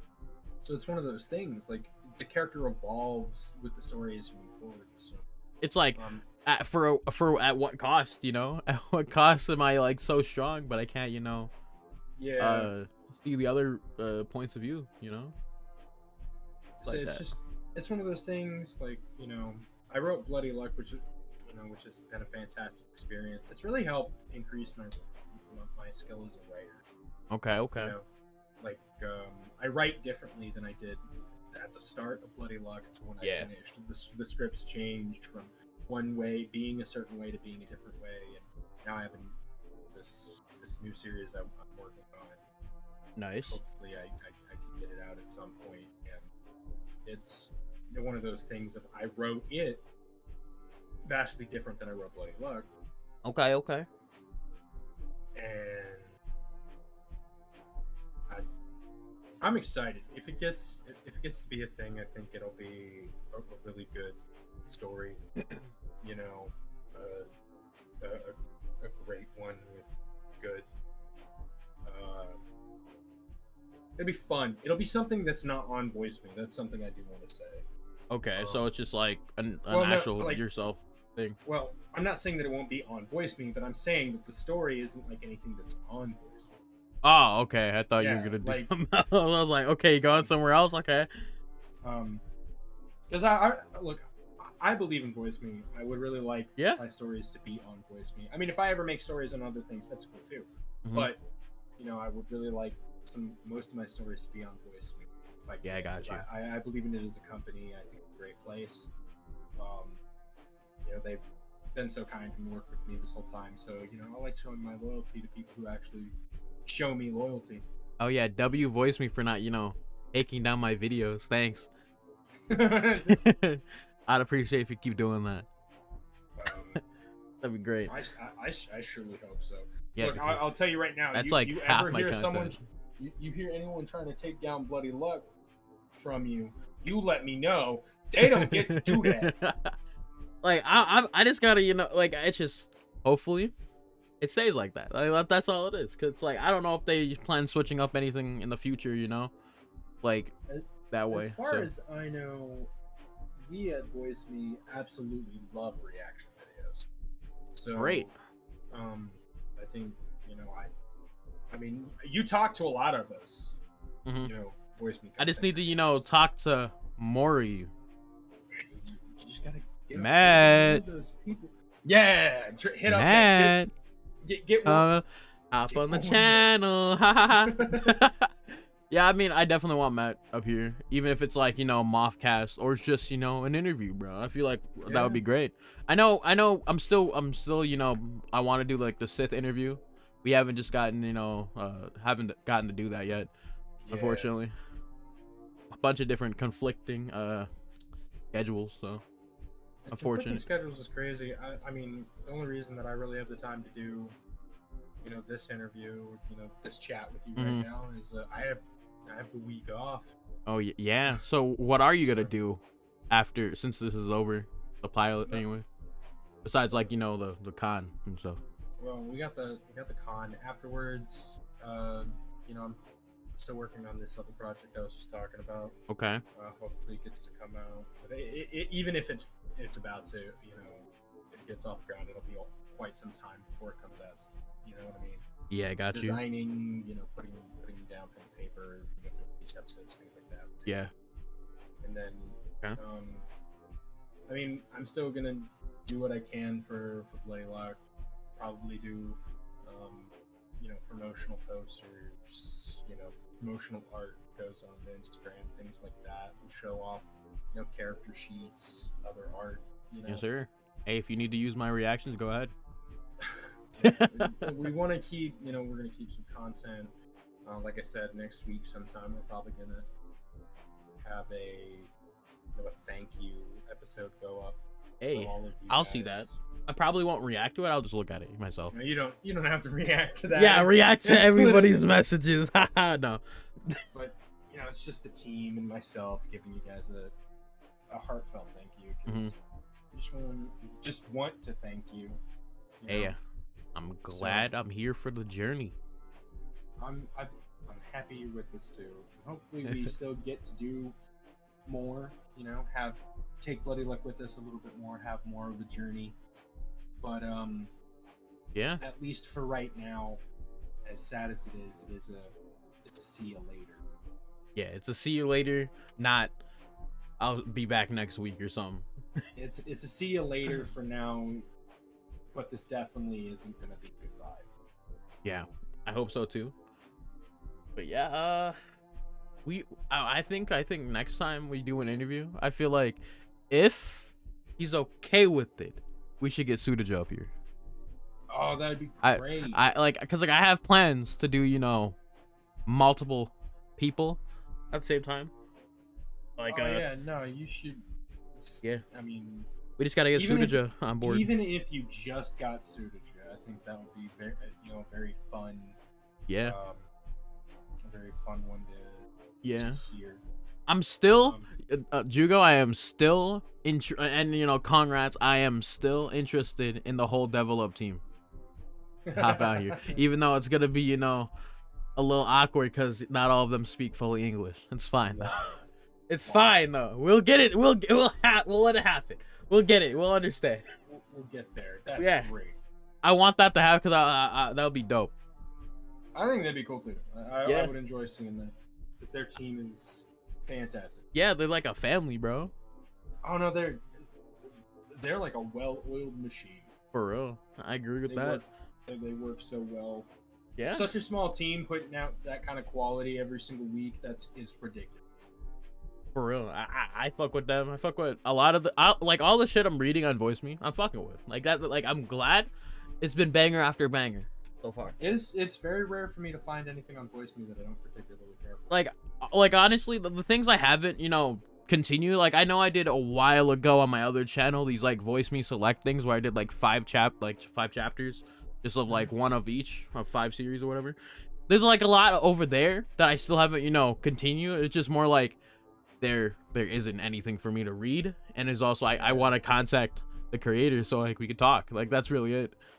And a lot of them don't really have contact information listed for them, so that's sad.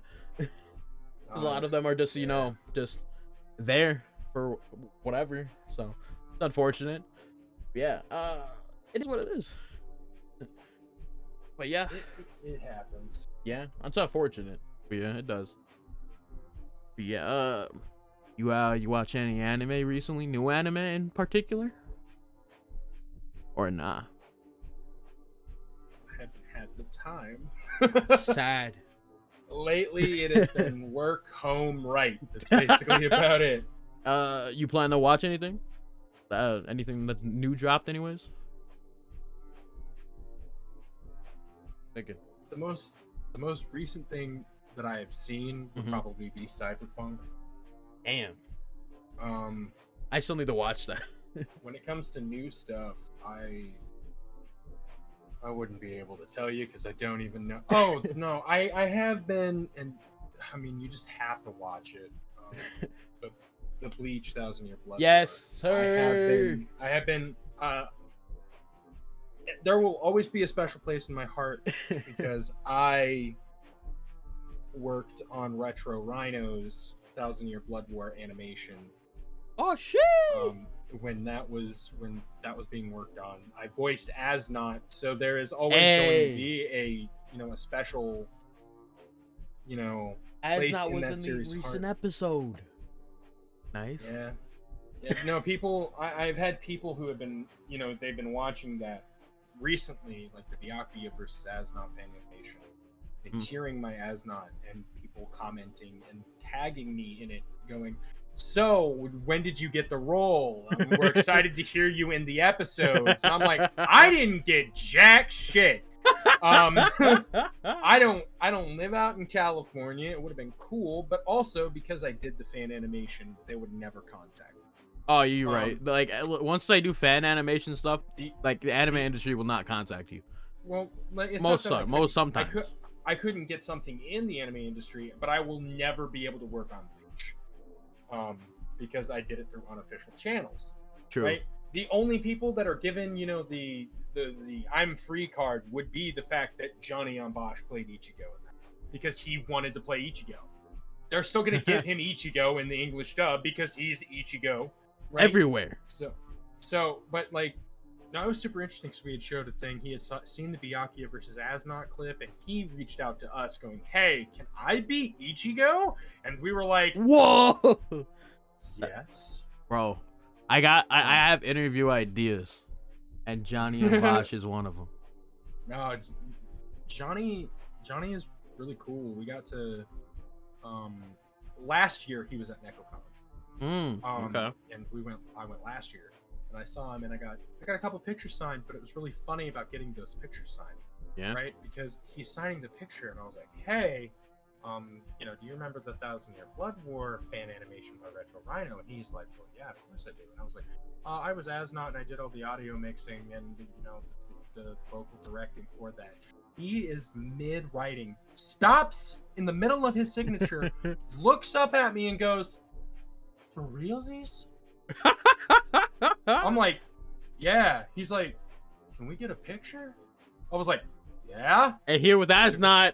So we took a picture together. He was like, it's so cool. Like I never thought I'd meet anyone who worked on that.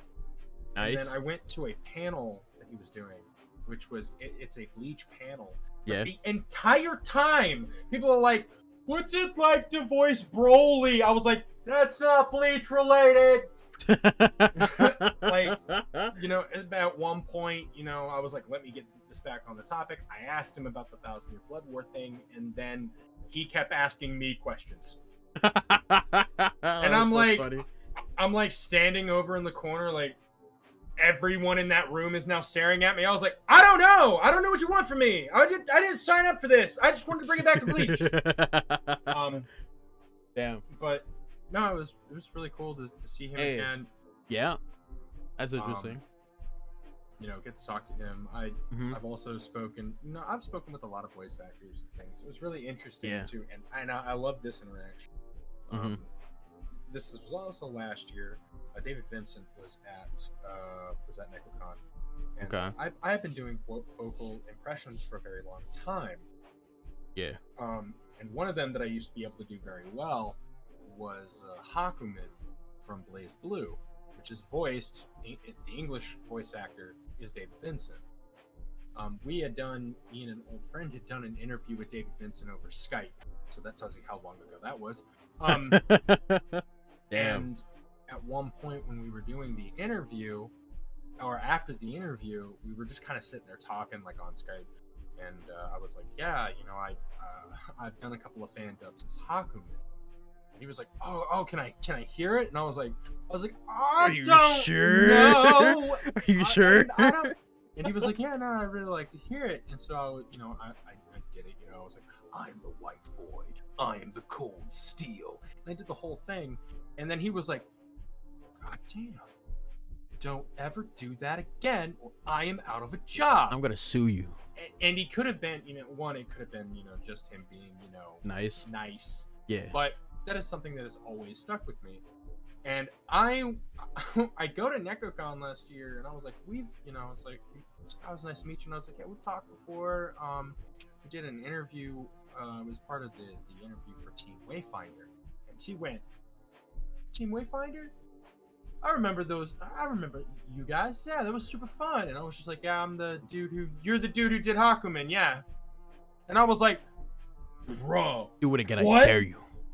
And he was like, we had talked, and he was like, have you gone out to California yet? And I was like, yo, I'm not ready. And he was like, I'm really shocked. If you ever go out there, I think it'd be really great to work with you. And I've had several professional voice actors tell me that before. And I'm like, that's cool. I don't know if I'm ever going to go. Nice. I don't know if I'm ever going to feel ready.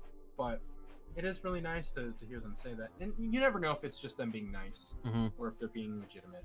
Yeah. But those are things that will always stick with me, is that, I have met several very talented and popular voice actors that have told me that I should go for it. Funny enough, I have a lot of friends that I've known since high school that are currently voice acting. Nice. So, it's, when you start trying to work in that industry, you make friends. Some of them become famous. Yeah. And then get really hard to get a hold of. Yeah, I know. Like, hey, buddy, how's it going? And they're just like, can't talk. Bye. Yeah. I don't have a lot of voice actors in my uh like vision of where I want who I want on this interview series or whatever. I know I have Voice that. actors they're always fun to Yeah. actually be able to get to talk to. Yeah, they're very hard to contact. Oh well, yeah, no, they're super hard to contact.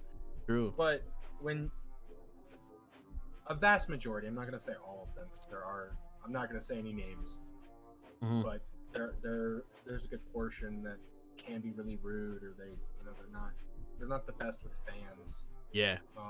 But a lot of times voice actors, they're very down to earth. They're very chill to talk to. Okay. You know, I love talking with most voice actors because a lot of voice actors, they get it. You know, just the struggle of trying to be an actor. Yeah. And be a voice actor very in particularly is very much like just being a regular content creator. Yeah. You know? And so they understand that a lot of the time, and I think that that's something that's really cool. There are others that they don't get it because they don't think about it the same way, right? Yeah. But there's a vast majority that do. And they understand it, and they're just really cool. Some of them were content creators before. That's what gives them the understanding. You know, like they tried YouTube, and that's how they became voice actors. You know, so it's like things like that are really cool.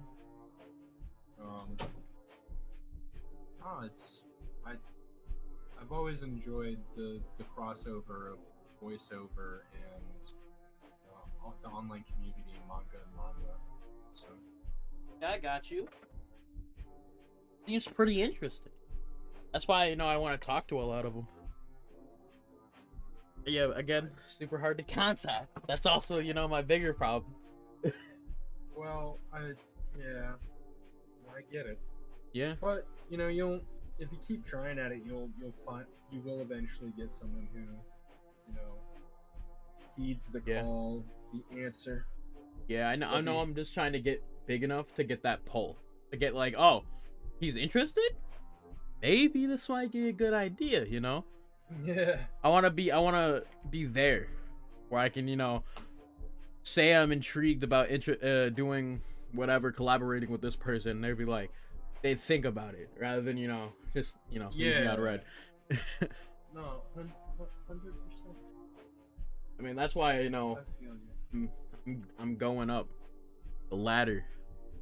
I mean, I shouldn't say it like that, but yeah. I think you'll make it. I mean, I hope so. I think you're an interesting content creator, and I like your videos.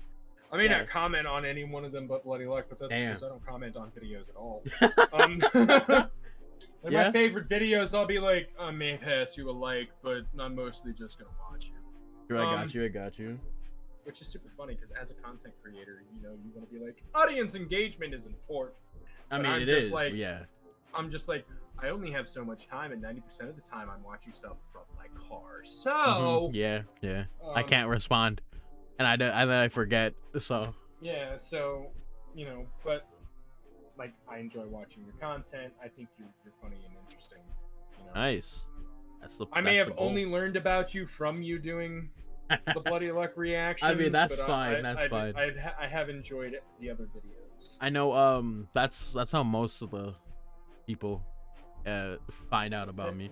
That's how most of us have found you. Yeah, I mean, we all know how I realized Mind Fury was watching me, so that's the way. Like, I just didn't know it was him. And then a lot of the time I do hit up the creators after I do reactions, like not like uploaded and all that shit, but I just do the reaction. It's there, so I can edit it and then drop it. So like that's what I'm doing now. So I'm like, I have that initial contact, where like they know I'm doing this, so it's like, oh, they're intrigued to go and watch. Yeah, I feel that. Yeah, I mean, I like interacting with people. I mean, I'm not like fully introverted. Like, I don't have problems talking to people, but it's like, damn, I do be nervous sometimes. That was you though. So I see. For me, I can talk to you for hours. True. If it's on the internet. We're in person. 9 times out of 10, I'm not really going to talk. Oh, you're right. Yeah. Unless I'm doing something like a panel, right? Yeah. Or something like that. Because I agree. You know, I've always done theater. I've always been a showman, so I'm able to, you know, kind of be like, it's like, well, time to put the actor face on, you know, and I can do stuff like that. But like, you know, in interpersonal life, 9 times out of 10, it's like, hey, Sean, what's up? And I'm like, what do you want from me? Yeah. And they're like, God damn, who killed your dog? And I was like, no one. What do you want? Who John Wicked you, bro? Like what? I say that as my dog is currently sleeping next to me. Whoa. Anyways. Yeah. But no, so like, I get it. You know, like I just you know have like the basic, you know, conversation I need, and then I just be like, okay, bye. Yeah. I mean, that's how it is. It's just because like I don't really, you know, need all that to, you know, be fine. It's like, yeah, I understand the social interaction, but it's like, yeah, I don't really need that. I'm having social interaction right now. Yeah, exactly. Like, I don't have a problem. That's all we need for the next year. Like, I don't need social this interaction. We're done.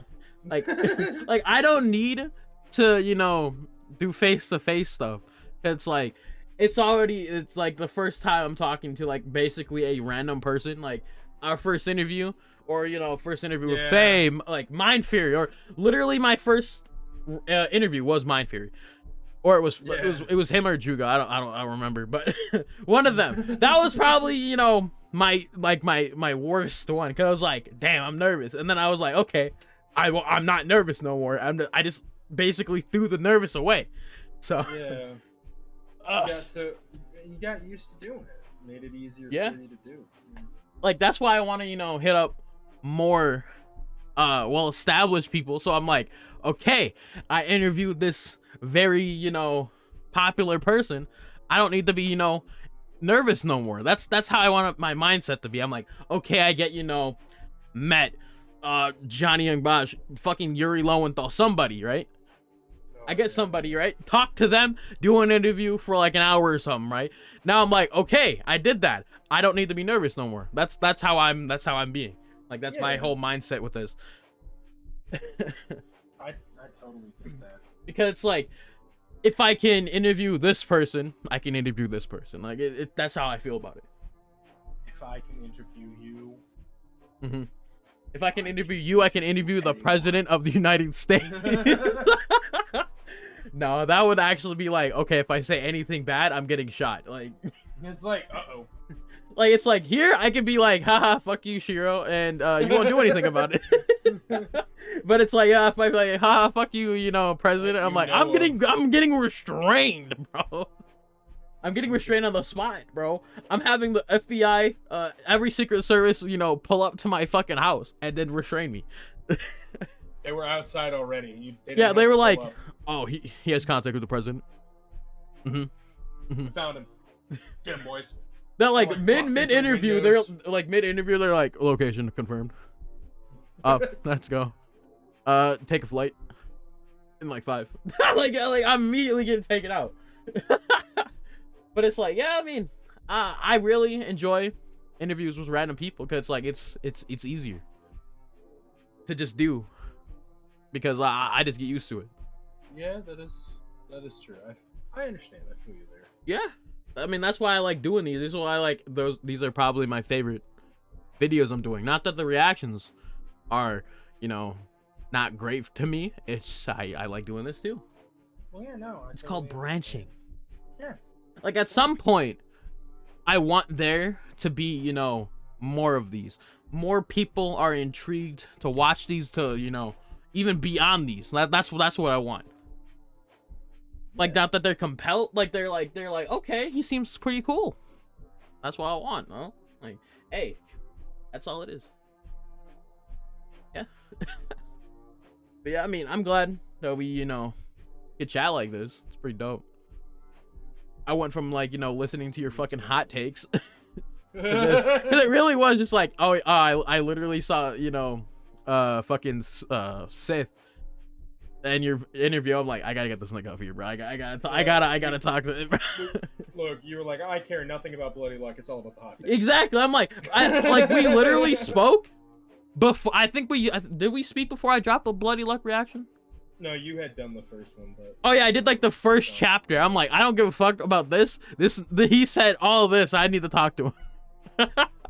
Like you interested me. I was like, I have to hit this person up. I'm like, I have to contact you. I'm like, I have to see what he's all about. I was like, no. I have to, bro. I think you had read it. You know, one, you had read them because of Jugo. Yeah, Jugo. But at the same time, it was like, I have to do this because if I don't do this, he's not gonna talk in an interview with me about his hot takes. Get to the first 2 episodes. Okay, we're done. Yeah, it's like I think it was like the first episode, hot takes, and then the other stuff. Yeah. I mean, I'm fine with that. I mean, it's just I didn't surprise. I was surprised that it went that well, because like usually I'm like, damn, you don't like Hunter x Hunter? Bye. Or something like that. I'm like, oh, you don't like this, that, whatever? Go fuck yourself. Goodbye. End the call. Get out. For real, that's usually how I am. But then people get to know me and they're like, no, I understand his hot take. I don't have to like it. Like, you can have the wrong opinion, but like, I still think it's wrong. Yeah. That's fine. I mean, when it comes down to it, like, we've talked about it, particularly with like Hunter x Hunter, I don't like a lot about it. There are specific characters that I love, like Kurapika and Leorio, and they are nowhere to be seen for half the show. Anyways, like, people are like, I love going and Killua. Fuck them both. They're like, people are like, how could you? And I was like, you heard me. I didn't stutter once. Yeah. Like, I say that, but I do say, what I just said. I mean, I am friends with a lot of people that like One Piece, and like I trash on One Piece all the time, but that's just different. It's like the same thing here. I don't like a lot about One Piece. I only like one character. My thing with One Piece is like, I mean, I like at least one character, right? Yeah. But I am never going to catch up.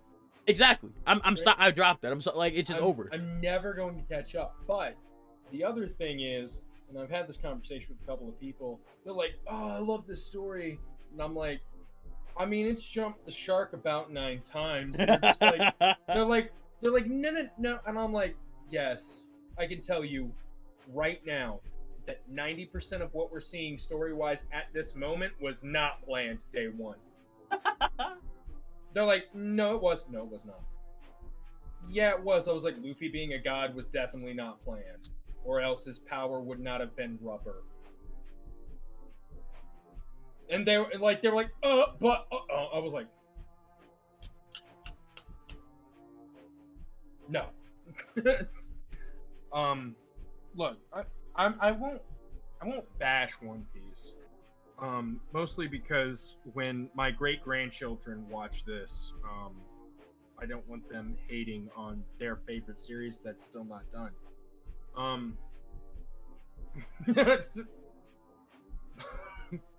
But like One Piece is, for me, another reason I don't like One Piece is it's a never-ending cycle, right? It's one reason why I don't really like Dragon Ball anymore, right? Yeah. Like, it's just always Goku, always winning after a while. Like, Goku is gonna win at the end. Like you can argue in the Tournament of Power he didn't win or whatever, but they still won, And so it's just like one of those things of like, but it's always Goku. Like, I liked it when initially it was supposed to be Gohan that took over, but people hated that and wanted Goku back, so they just brought Goku back. I was like, I don't like this, but it's the problem that it's a repeating cycle that I don't, like Dragon Ball Z been going on for so long, since even before I've been around, that it's just one of those things of being like, you could tell a different story, One Piece being around literally my entire life. It's just too long. I agree. It's too much content from like people have been like, oh, so what was the last thing that you saw? And I was like, you don't want to know. Like, I remember what I saw because it's like, I watched it. I'm like, damn, I'm gonna ingrain this into my memory so I can tell these One Piece people what I dropped at. So I'm like, yeah. The last thing the last thing that I will say when it comes to One Piece is my favorite character was Ace. I don't think I got the Ace. Yeah. Or it was like one of the like the one dude that died. So Ace is Luffy's brother. That's the one who got like stabbed to the chest, right, or died or whatever. He got bodied. Yeah. Yeah. Like I didn't get there, but I know about it. I know all about that. Yeah, like when it comes down to it, he was my favorite character. Now I didn't stop because it wasn't like well, he's dead. I'm never reading it again. Yeah. Right. I read it and I was like, I need a break. I need to kind of process what happened. By the time that I had decided that I was coming, there was too much content. I was like, oh god. Yeah, I mean, what is it? My favorite character in the series at like from all I've watched read was probably Zoro, just because he used a sword that, but he used different moves all the time. That was literally it. You use a basic bit. No, I'm kidding. I mean, it's just because like I don't know. I like swords in anime are cool. That's it. Hands down, I totally understand it. I was just joking when I said Yeah, no, I got that, but it's like it is basic. It is a basic choice. It is. I will agree there. It is like Zoro is a basic choice to like in the show. But look, he may be basic, but he's still a good character. I mean, yeah. Not love his character. I mean, like, I know he's like racist and gets lost all the time. That's what I know about him. Whoa. I mean, it's just like, yeah, I only liked Zoro because he basically used a different attack every time he attacked. So yeah, he would come up with actual different moves. Yeah, and then like yes, like I have the same problem that I have with Luffy that I have with like Deku. Like, this man took this long to realize he could do something else. Yeah. Like, Deku took like the whole like first season to realize, oh, I got legs. Like, I understand it's supposed to be, the whole like realizing that he doesn't have to be All Might. He can be like he can be a different person, but it's like, bro. I mean, with Deku, it's a little bit more understandable in my opinion. Not because he forgot that he had legs, right? That he can kick. But because it was his realization that he was just emulating All Might. Yeah, he could be his own person. That's what I meant. He doesn't have to. So like with him, I give him. I know. I don't give him no pass, bro. Sorry. You're like, I don't. Like, I'm strict with this. If I don't like you, bro, and you just make a dumbass decision, I'm not gonna like you even more. Like, it is what it is. Oh wow, you don't like Deku at all? No. Interesting. I don't like Deku. I don't like My Hero at all. Really? The one character I liked, again, a basic ass choice, was Shoto Todoroki, and then he got fucking watered down into a nose picking mess. So, awesome. Look, I mean, I still like My Hero Academia. I just can't, bro. After I watched till season 4. I watched the overhaul fight. I saw, the bunny girl, and then I dropped the show. I'm missing out. Yeah. You missed the worst. Great. Lucky for you, you missed the worst arc. Great. But the good arcs. The good arcs are coming back. I do know about, Rogue or, Vigilante Deku. I know about that. Don't really care. Like I'm kind of off that show. I really liked it. There was a time where it was super good. Like, in my opinion, I really liked season 1 and 2. Like, I mean, I feel like season 2 is where My Hero was good, even though that is like, when Deku pissed me off. It just, at least it was different. Yeah. And then it kind of just went, man. I really liked those seasons. I thought they were really good. Then there was a time, it fell off for me. But the recent arcs in the manga. Yeah, I do know about some stuff in the manga, not everything, because I just don't pay attention no more. Well, look, if you don't look, I'm gonna tell you this right now. Yeah. I like it. Mm-hmm. It is definitely not a show for everybody. Like, what is it? Me, it's like, okay, you can like that shit, but I'm just gonna keep hating on it. Like, that's just me.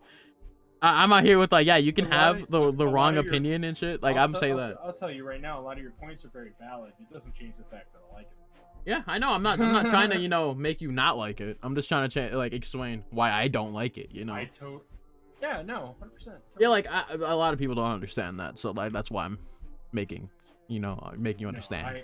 Trust me, I get it. Yeah. I get, you know, I get not liking something that a lot of people do like.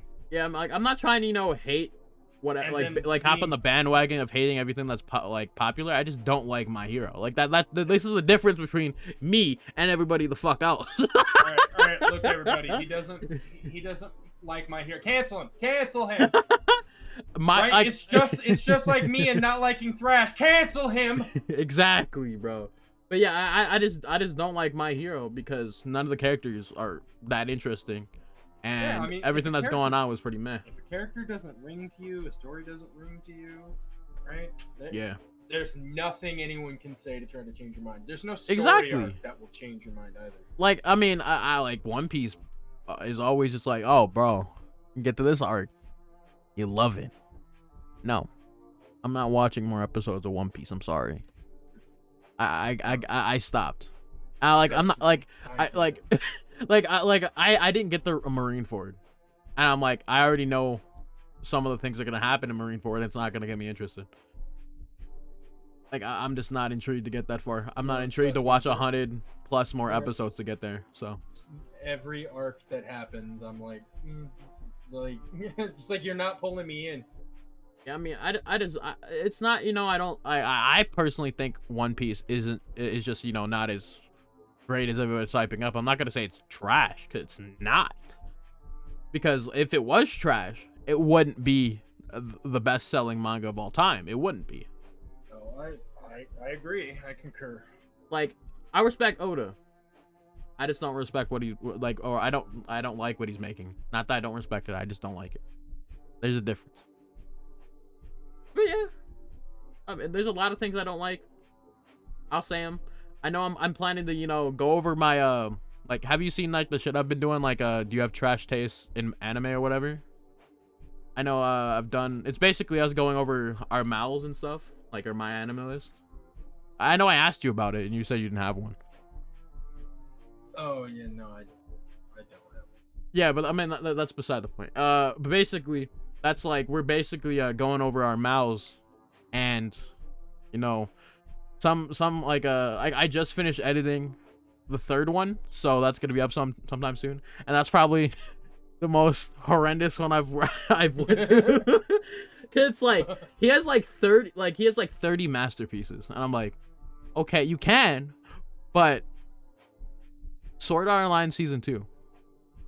What else? He had some questionable things up there. But I mean, I'll just have to roast you if you have some questionable things up there. I know I'm gonna get roasted with my Mal. I haven't changed that shit in like years, so I already know that there's some questionable things in there. Maybe I should make one for you. I mean, hey, I'll check it out. But it's like, yeah, I already know I got questionable things in my Mal, and I'm not gonna change it until, like, you know, I get to doing this, and I'll change it afterwards. Because, like, I might as well, you know, let everybody see what I thought about shows at that current time when I watched them, rather than making an updated decision, you know. Just make a new one every few years. They don't know it's me. It won't know. But yeah, that's what I'm doing. You should. I feel like everyone, if y'all want to, make a Mal so I can roast you or not. Even though I'm not, you know, the certification of anime. It would be funny to see that. Yeah, I mean, yeah. I'd love to watch you just roasting. I mean, yeah, like people's anime choice. Not mine, of course. Mine's impeccable. Yeah, mine's impeccable, bro. I am not wrong. I have never had a single hot take. Exactly. Like that's what I'm doing. I'm literally just standing on a pedestal and then just saying what I dislike. When I do that series, you have that like smooth like jazz like in the background, you know, and you're just like, oh, you peasants, you have Like, no idea what true cultured anime is. exactly, because it's like the thing is, Let I me have tell you. all the people I've done, I have at least like 7 times more anime watch, which is questionable. But it's like I have more, so I'm like I literally own you. So I'm gonna have the authority of like what you like and dislike. But I mean, hey, it's whatever. I just think it's funny. It's something different. That's all I really want to do. I just want to make different content. And obviously, I'm doing this with the guy Zeno. He's in the Discord server. You probably know about him. Yeah. But yeah, he's over there. I'm doing it with him. So you know, I have a restraint that won't let me go crazy. You got backup. Yeah, I got, you know, it's basically, you know, like what you said before about, you know, you needing a character to like bounce off of.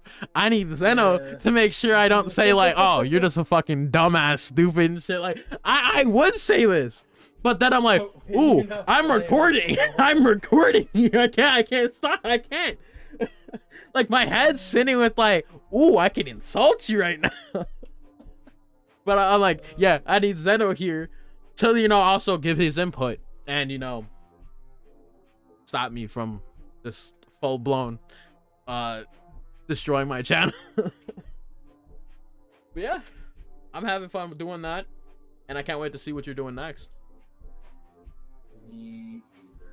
I can't wait for Voice Me to, you know, pick up Bloody Lucky in, you know, the future. Going, yeah. The near future. Near future, Super not later. near future. Yeah, do it tomorrow. Tomorrow. Thanks. We had the same idea. But yeah, I think that we've been here for 2 hours. Huh. Yeah, we have. I mean, we could keep going. It's just, you know, I think this is good. Yeah, I think this is good. I actually have other stuff that I have to do today Yeah? as well. And I need to edit this, so. But yeah, I mean, even though I don't really cut out anything, I just like, you know, add music and stuff. But yeah. Thank you for having me, Mom. Hey, no problem, man. An enjoyable time. Yeah. Again, you know, I'll be at NecoCon 24. Yeah. If you want to show up there. Panel. If you do show up to NecoCon and you see Shiro here, tell him. Oh, what should I say? Tell him just say something random and then say it was from me. Like, yeah, I don't care what you say. Just say it was from me. You gotta say it was Buck Wild. You gotta say something that's Buck Wild off the wall, right? Yeah. And then just be like, Moffs told me to tell you. And then just walk away and then never elaborate. Never elaborate. Just keep going. I will have forgotten about this by Saturday. And just be like, exactly. The hell? Like, and then it's just gonna pop into your mind like, the hell would that? What does he mean by that? And then it'll be like, what? Yeah, do that. That would be great. I'm going to drop this, you know, probably in the tomorrow. That's what I'll probably do. So you have time. So people have time to realize. They got time. But yeah, like they got time to get the last minute plane tickets. Yeah, say the most random shit possible, and then say it's from me. Yep.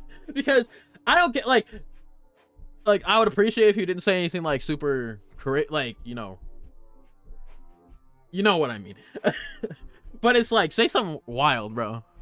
Like Dusty Granny Pantigers or something. I don't fucking know. Say something weird. Jeez. Goodness gracious. Say something actually crazy.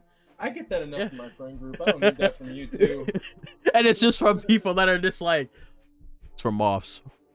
And then walks away. Not even peace. Walks away. So I'm just like, what? You're just left there. What do you mean? Bamboozle. Who are you? I want the whole convention to know. I'm there in spiritual form. But yeah, I'll be linking you down below, as well as Bloody Luck, which you all should go check out. It's very good, and it needs to be read more. The Voice Me understands it deserves more chapters. Yeah, it's been Shiro. Hope you have a good day, man. The rest of your day, anyways, because I know I already blessed your beginning of the day, so it's Yeah, you have. You blessed the beginning of my day. So the rest of the day is gonna be a cakewalk. This is gonna be the best part of the day, but yeah. No. The best part of the day was going and seeing my my partner and giving them coffee. Yes, yeah, you know, I'm second fiddle. It's okay. I'm sorry. Like I'm gonna be perfectly honest. Everyone is second fiddle. Yeah, to them. But yeah, I'll see you later, man. Yeah, it was fun. Yeah, it has been. Hopefully we get to do this again. Of course, bro. I mean, we can do it in, like, basically whenever. We just want to chat. Yeah. Yeah. Yeah, I'll see you later, man.